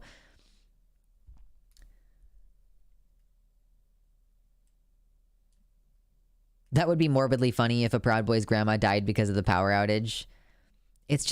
I don't love that. Yeah, there's so many like seemingly acceptable casualties. And I increasingly, like, I don't really have like a message at the end of this one that's like, here's what we should do. It's like, I'm just reeling from this right now.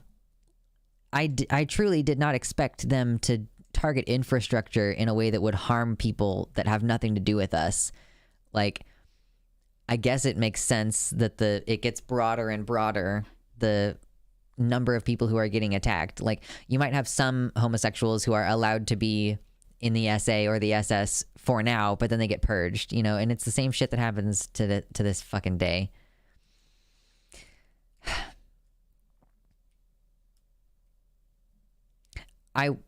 I kind of do wish that we would pick this up as a talking point, I think, is the main thing. Like, the main reason why I keep making this very direct comparison to the Nazis is because I want regular people that know us to know that there is a direct through line here, and that this is exactly what happened back then. And people who thought that all of the things were no big deal back then, like, they were complicit too. People who just turned the other way when their neighbors were being ripped out of their homes, like, they were complicit too. I wish that we could get more people on board.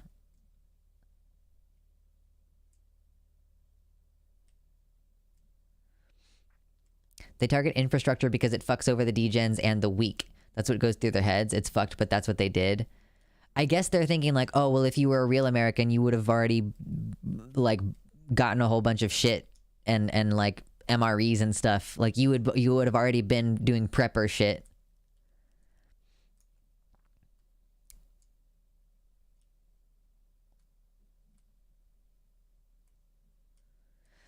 Not Tara says, update your passport and or buy guns is what you should do right now. There's not much progressive and leftists can do to influence the government unless something huge happens.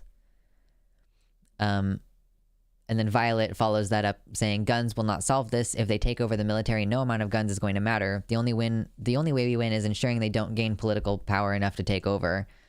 I mean, it kind of seems like they don't need political power. I mean, like the SA was part of the rise of Hitler's power. So like the paramilitary existence on the ground kind of ends up in a weird way like supporting the political system. Genocide is happening, and all the people who said they wouldn't let that happen when learning about the Holocaust, it's time to put up or shut up. Right, like that's what never forget means. Never forget doesn't mean wait until it's fucking camp time. Never again means notice what happens and be ready to like counteract it before it gets to that point.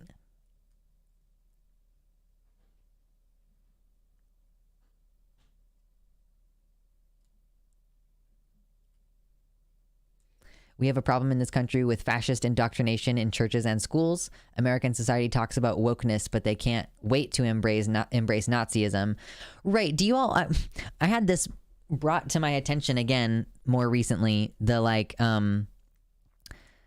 I forgot completely that it used to be so normal to call feminists feminazis. Like, I truly felt like I am 20 million years old being like, oh my God, I forgot that we went through a phase of that where people were calling people feminazis and like strictly over commentary on video games and stuff like that. Like people called Anita Sarkeesian a fucking feminazi because she was like, the way that you interact with the game might influence the way that you feel about the world, or maybe the other way around. Maybe the way that you feel about the world is like having the ability to express those things in the game could reinforce those things. Maybe it doesn't start with the video games, you know. Never forget is a tool of forgetting. It's telling people we will never let this happen again. Don't worry about it. I guess I kind of see what you mean. So, I mean, I guess, Max, you're kind of positing that never forget is non-performative speech in the way that that Abigail would have described. If they come for me in the morning, they will come for you in the night.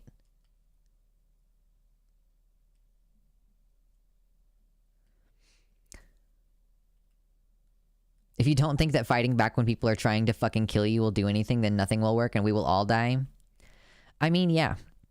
Again, I'm just on my, like, I have responsibilities to other people where I live, and I can't leave, like, for a couple years, probably.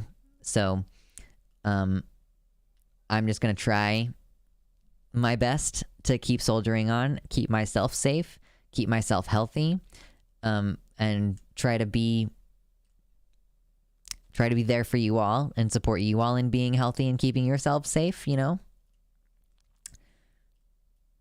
ContraPoints and Philosophy Tubes are my two moms as well, so I also make them up sometimes. It's that they have the same number of syllables in their names, like Abigail, Natalie. I think that's what throws me off.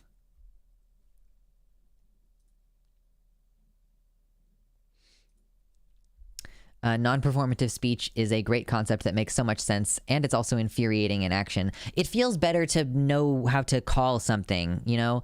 Like to be like, oh, I didn't realize why hearing phrases like we are listening to your feedback. Like, why is that so infuriating? And now I have the words for it. Fight with our voices and voting power, but be prepared to fight if it comes to that. I guess that's all you got to do.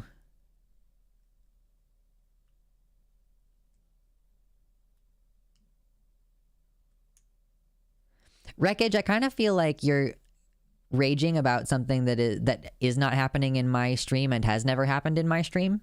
I understand your frustration. You know, I am also frustrated with the conflation between like people who have paraphilias toward children. Like, I think that those people deserve rehabilitation. And like, I do understand that they're separate from child molesters, and that also most of the time child molesters are not even people with appropriate paraphilias, like diagnostically. They just have like power tripping problems, you know? Like, but I also really resent, if I'm being completely honest, the fact that I have to speak favorably about pedophiles because I'm being maligned as one when we have nothing to do with each other. Like, I really just don't appreciate that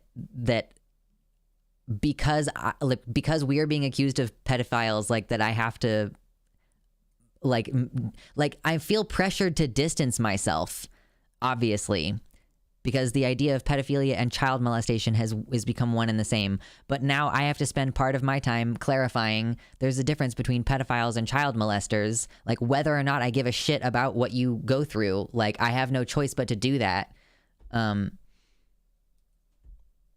just find that really, like, I don't, like, I had someone in my comments just, like, this past week being like, do you condemn all pedophiles? And I was like, it was like all caps, and I was like, I condemn people who abuse children, if that's what you're asking. I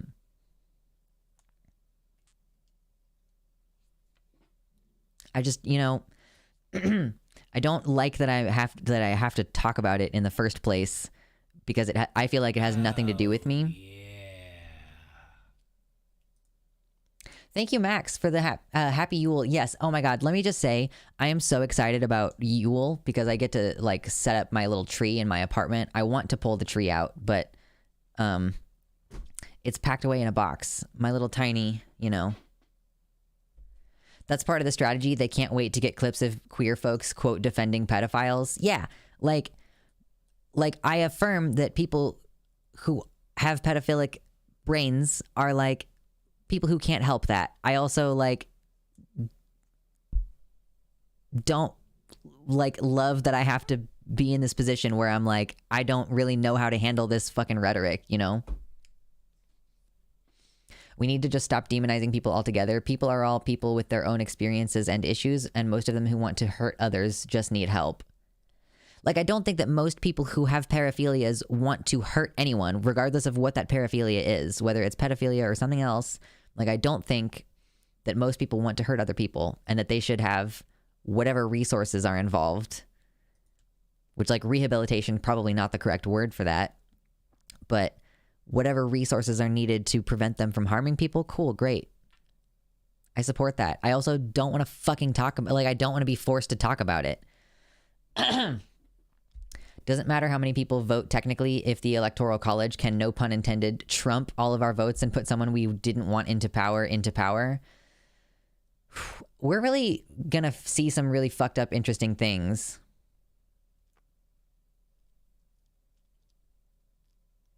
In the next couple of years. Like, the politics are really gonna... I think people really underestimate how fucked up shit is gonna get really fast.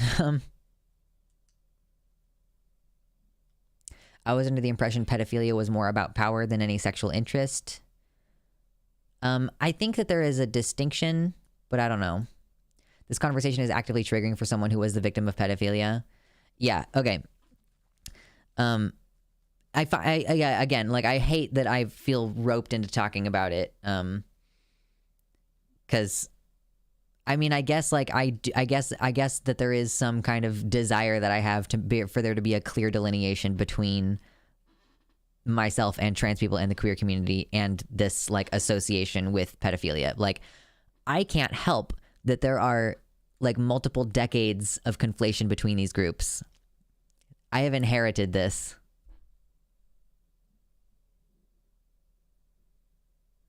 No, yeah, this part's not going on YouTube, Violet. I'm gonna cut the segment way before we started talking about this. Peanut Butter Blondie says it kind of feels like the right's need to talk about pedo-ness is a paraphilia itself. Could very well be. They certainly think about kids' genitals a lot. Have you ever noticed this? They really do.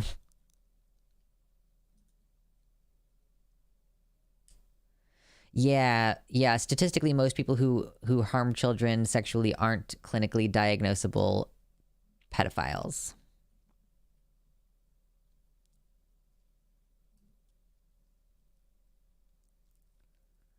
So much of what they call us is complete projection.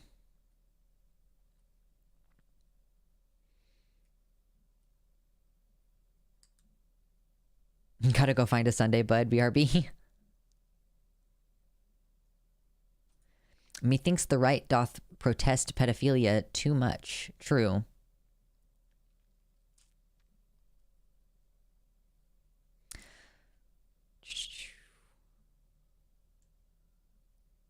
I've been totally ignoring YouTube chat for a while. I'm sorry.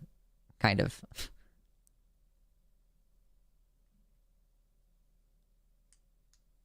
Matt Walsh is a self-proclaimed pedo. He keeps trying to edge the law on his streams. I don't know what Matt Walsh is. I mean, he certainly does. Did he not say that like 14-year-olds are like the prime age to become impregnated? And it's like, actually, that's really fucked up. Like, that's part of why so many people died in childbirth was because you had them doing it when they were like below the age of 15. Like, you're not finished growing yet. Like, your hips are not finished getting in place yet at that point. Like, my hips got wider when I was like 20.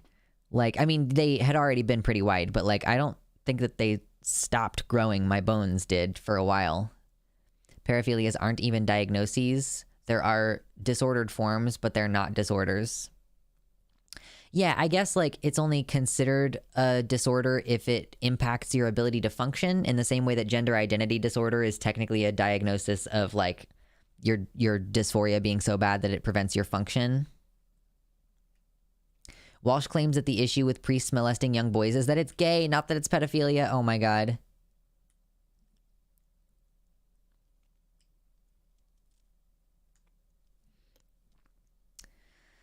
Slaps Hungry Bears dipping out.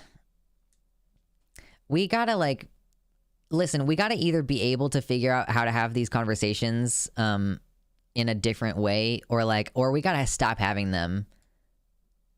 Cause like, I don't know how to have this like, I don't really like, again, I don't love having to have the discussion in the first place. Like, I have already tried in my own approach to the topic to be clear. Like, when that person commented in my comments this week saying, do you condemn all pedophiles? My response to that was like, I condemn child abusers, if that's what you mean.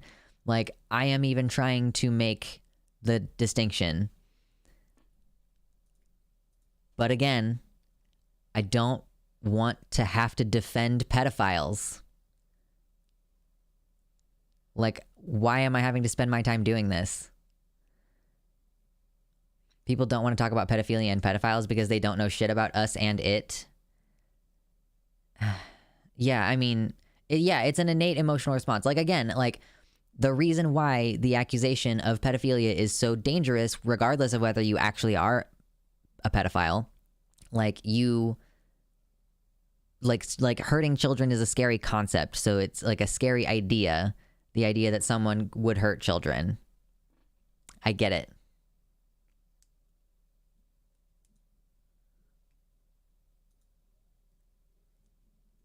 I don't know how either. It's a triggering subject, but it's also so prescient with the societal outrage contagion. Yeah.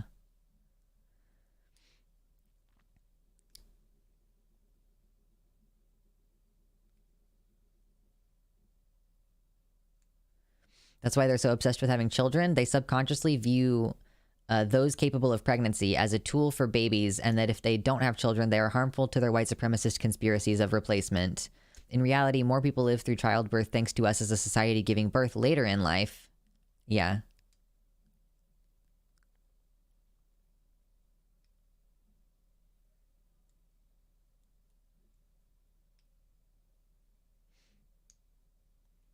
It's all just a cover. Label your opponents as the worst thing you can think of, and so you can justify anything done to them. Yeah, I think that the problem that Wreckage might be running into here is that, like, because, like,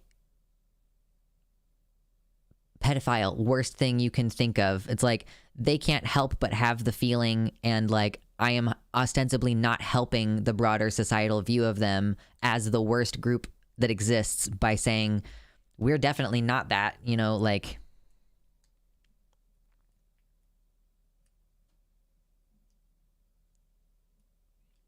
Also, we survive because of medicine and birth control. You give birth 12 times, one of them is likely to kill you. No shit. Yeah. And cesareans. Like, thank God for C-sections. You know what I mean? I gotta get water. My throat is so fucking dry. I absolutely have to grab some water really fast.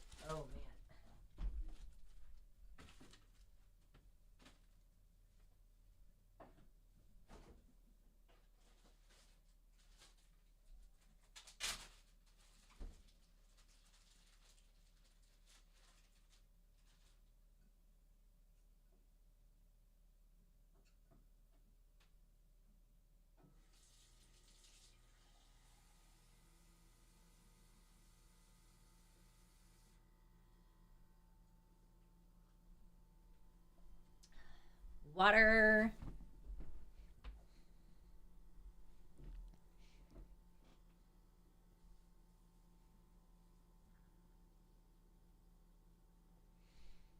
My neighbor, when I was a child, was a deputy sheriff and a pedophile. He was mean as well. Well, like, yeah, it's like, that's the thing, Mersh, is like, if it's like, if he harmed his own children, like, do we know that he was a pedophile, or was that just the accusation? Like, because there's a distinction made between the behavior and, like, the mental state, where most people who have the mental state don't do the behavior, and most of the people who do the behavior don't have the mental state. Like, that's what the issue is here. I think that's what, like, the problem is.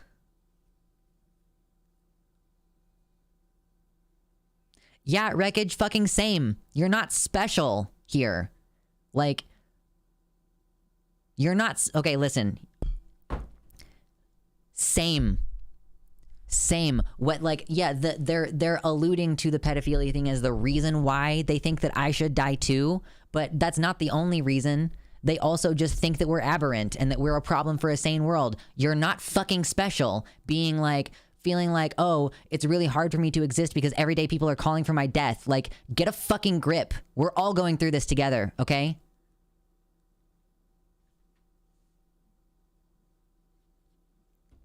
And I'm not the one who is doing it. So stop bitching in my chat about, like, oh, people are saying, like, pedophiles should die or whatever. Like, I'm not saying that. No one in my chat says that. Like, stop fucking blowing off steam about this in my chat. Go somewhere else.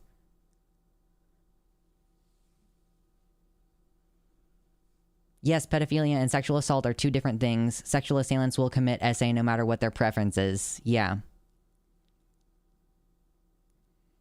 Like, you're not fucking special in terms of, like, being targeted in this way.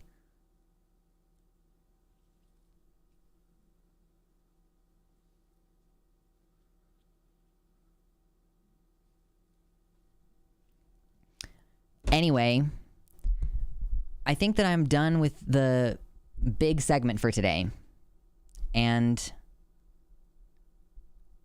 I want to try to wind down a little bit now and start closing this out, because amongst everything else that's going on, like politically and all that shit, my personal life has still been quite difficult.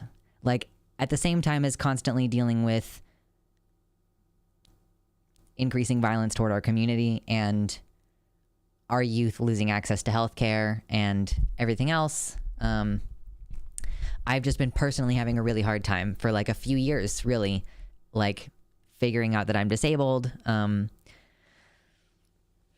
losing out on a career opportunity because of being disabled, like having to refigure my life. Like now I'm moving. It's been a lot. And so I want to at least have the end of this stream be kind of like a kind send off for this office and this space that we've been in for the past. I mean, I just like gung-ho started streaming full time in about mid-February. So like March, April, May, June, July, August, September, October, November.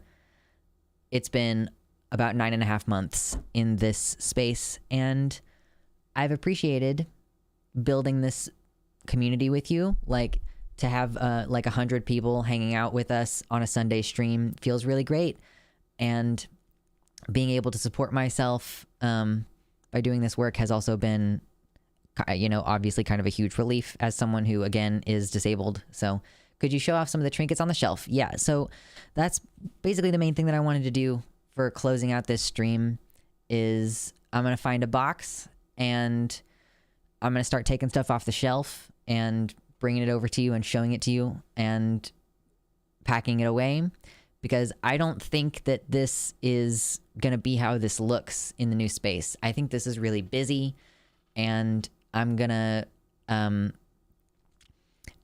I think I'm going to have the background be a lot simpler because there's already so much stuff on the screen. You already have all this text here, and you have this stuff up here, and sometimes there's even more stuff over here.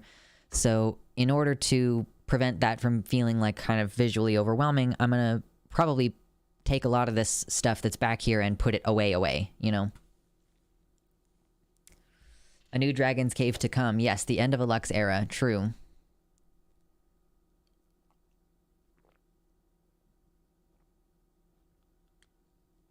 Okay. So I guess I need to find a box really quick. I'll set up a table here so that you can all just like see what I'm doing. Ooh. Yes. I'll set up a table and we'll put a box on the table and pack things into the box. New beginning Lux. Yes. Ooh. I love stealing ideas from Demon Mama. Like, that's one of my favorite things to do. I'm gonna lift this up over here. That's much better. Thank you, Jimmy Nails. I appreciate that. Chat on stream could be smaller, IMO. Yeah, but then the text would get really small and it would be hard to read. I'll think about it. Okay, I'm gonna find a box really quick.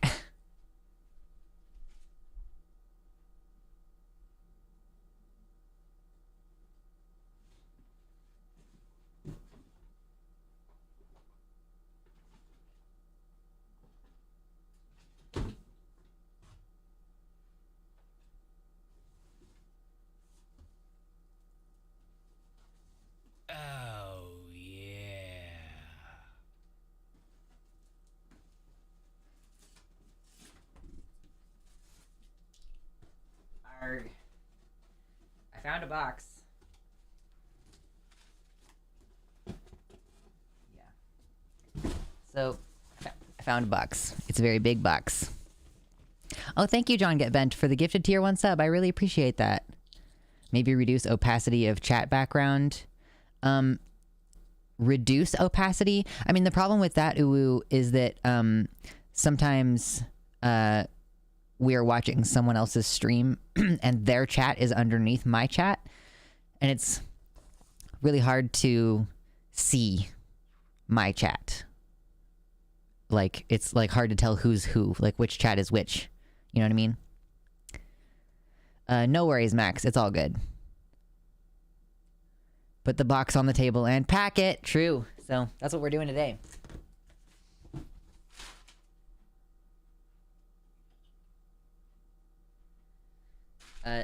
This is a dragon egg that I 3D printed. It's modeled after Daenerys's eggs, so it has like this like smooth part up here where it doesn't have the scales, but it does have really good texture. That goes in the box.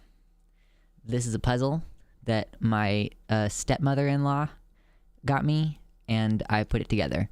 It's a puzzle because it's made up of a bunch of like kind of flat like disc-shaped pieces that fit together like stacked this way on each other. So he's cool. That's a neat little guy. I really like puzzles, so that's why. You did a nice job on the egg. Thank you. My printer was in very good condition at the time.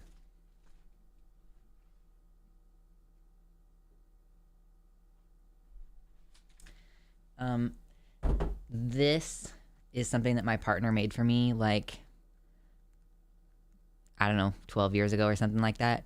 Yeah, it's origami. Yay. And this is a leather mug that my friends at Boar's Head Leather made at the Renaissance Festival. It's very cool, and it's been treated on the inside so that it can accept hot and cold liquid. It's weird to have the leather smell, though, if I'm being honest with you. This is another... This one is actually custom. It's a dragon holding a pickle. And this is a besom. This is like a witchy broom thing that I just have kept in there. Actually, this is not gonna... For the record, this is not gonna stay in this box like this. It's gonna get wrapped. Because I would fucking lose it if it broke.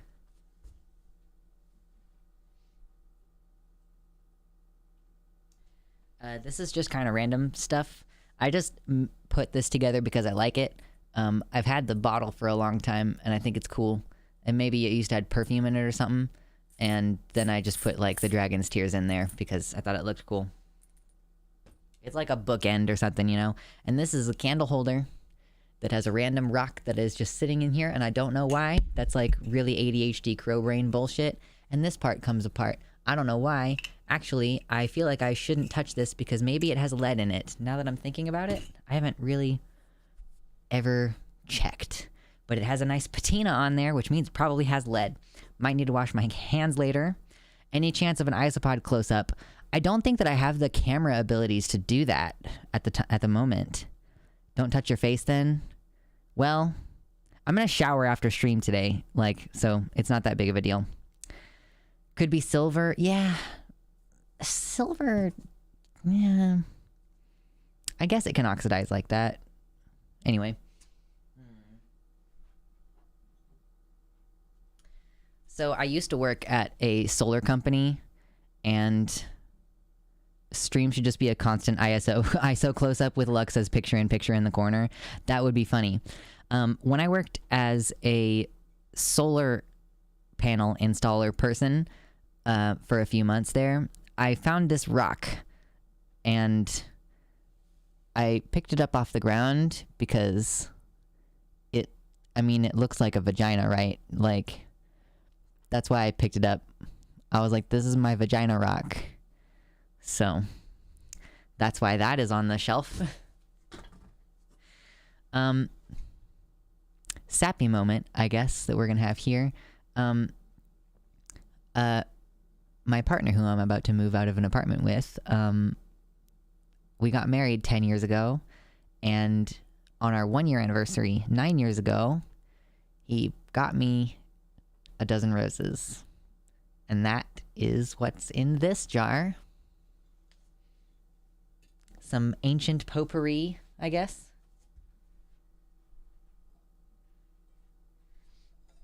This is just a regular, like, aluminum mug. At least I think it's aluminum. It's got one of the... It's like that. And then these are honey sticks. I don't really like honey, so I probably should just throw those away. But that would be kind of wasteful. So they're just going to probably stay in the cup and on the shelf for the rest of my life. Wait, what's a Manuport? The jar? Is this called a Manuport?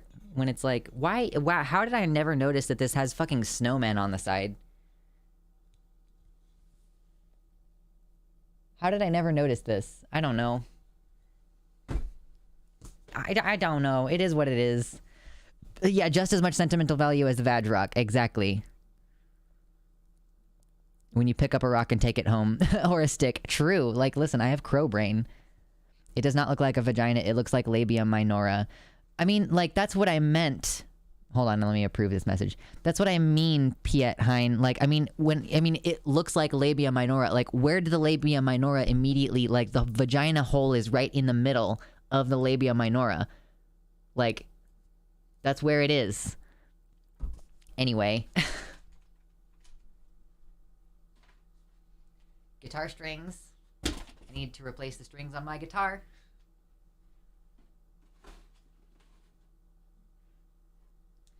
I think this all is going to go into a separate box because this is all of my stuff for flying my drones. This is one of my drones. And this is another one of my drones. Whoop. I dropped batteries on the floor. That's fine. This is another one of my drones. And you have goggles so that you can look at it in first-person shooter mode. And then this is the transmitter. But this is all going to go in its own box.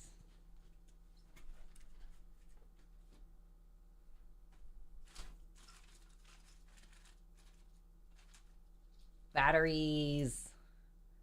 This is the kind of batteries that you put in the tiny little drones that fly around, and the drones like this big.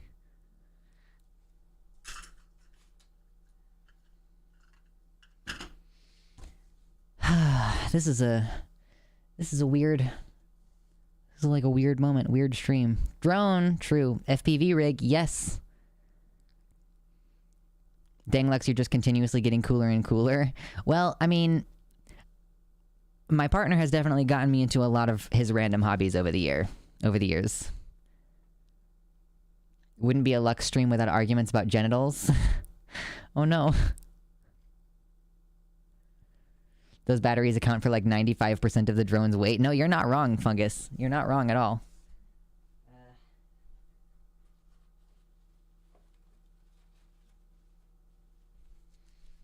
Flower crown.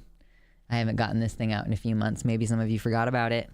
And this is my first set of horns, which I don't wear very often because I accidentally took the string out.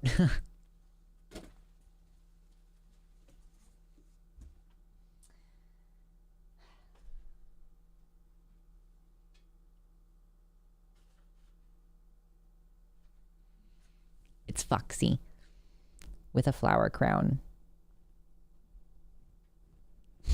Isn't he so cute?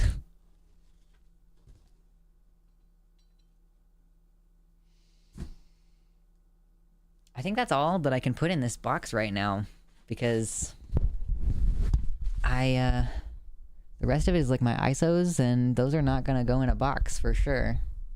Come on. Yeah, I think that's pretty much all that's gonna go in this box right now. So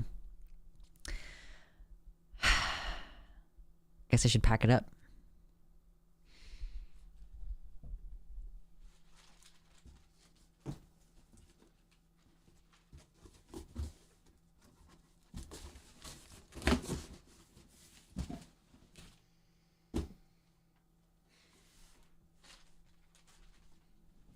Well, my dears, that's me done. End of an era. We're gonna be coming back. Hey, no, Dark Canuck, I am the dragon streamer. Don't try to tell Demon Mama that I'm encroaching on her territory. I'm the dragon. She's the demon. All right? All right. If she wants a set of horns, though, I'll print her some. For sure. I have different styles besides this one. But no, I'm the dragon streamer. Anyway, this dragon will be seeing you all in about a week and a half from a new location. The background will probably be scuffed as fuck. We'll make it work, and we'll figure it out when we get there. So, I love you all. I hope that you keep well. Stay sane, stay safe, and I'll see you in a couple weeks.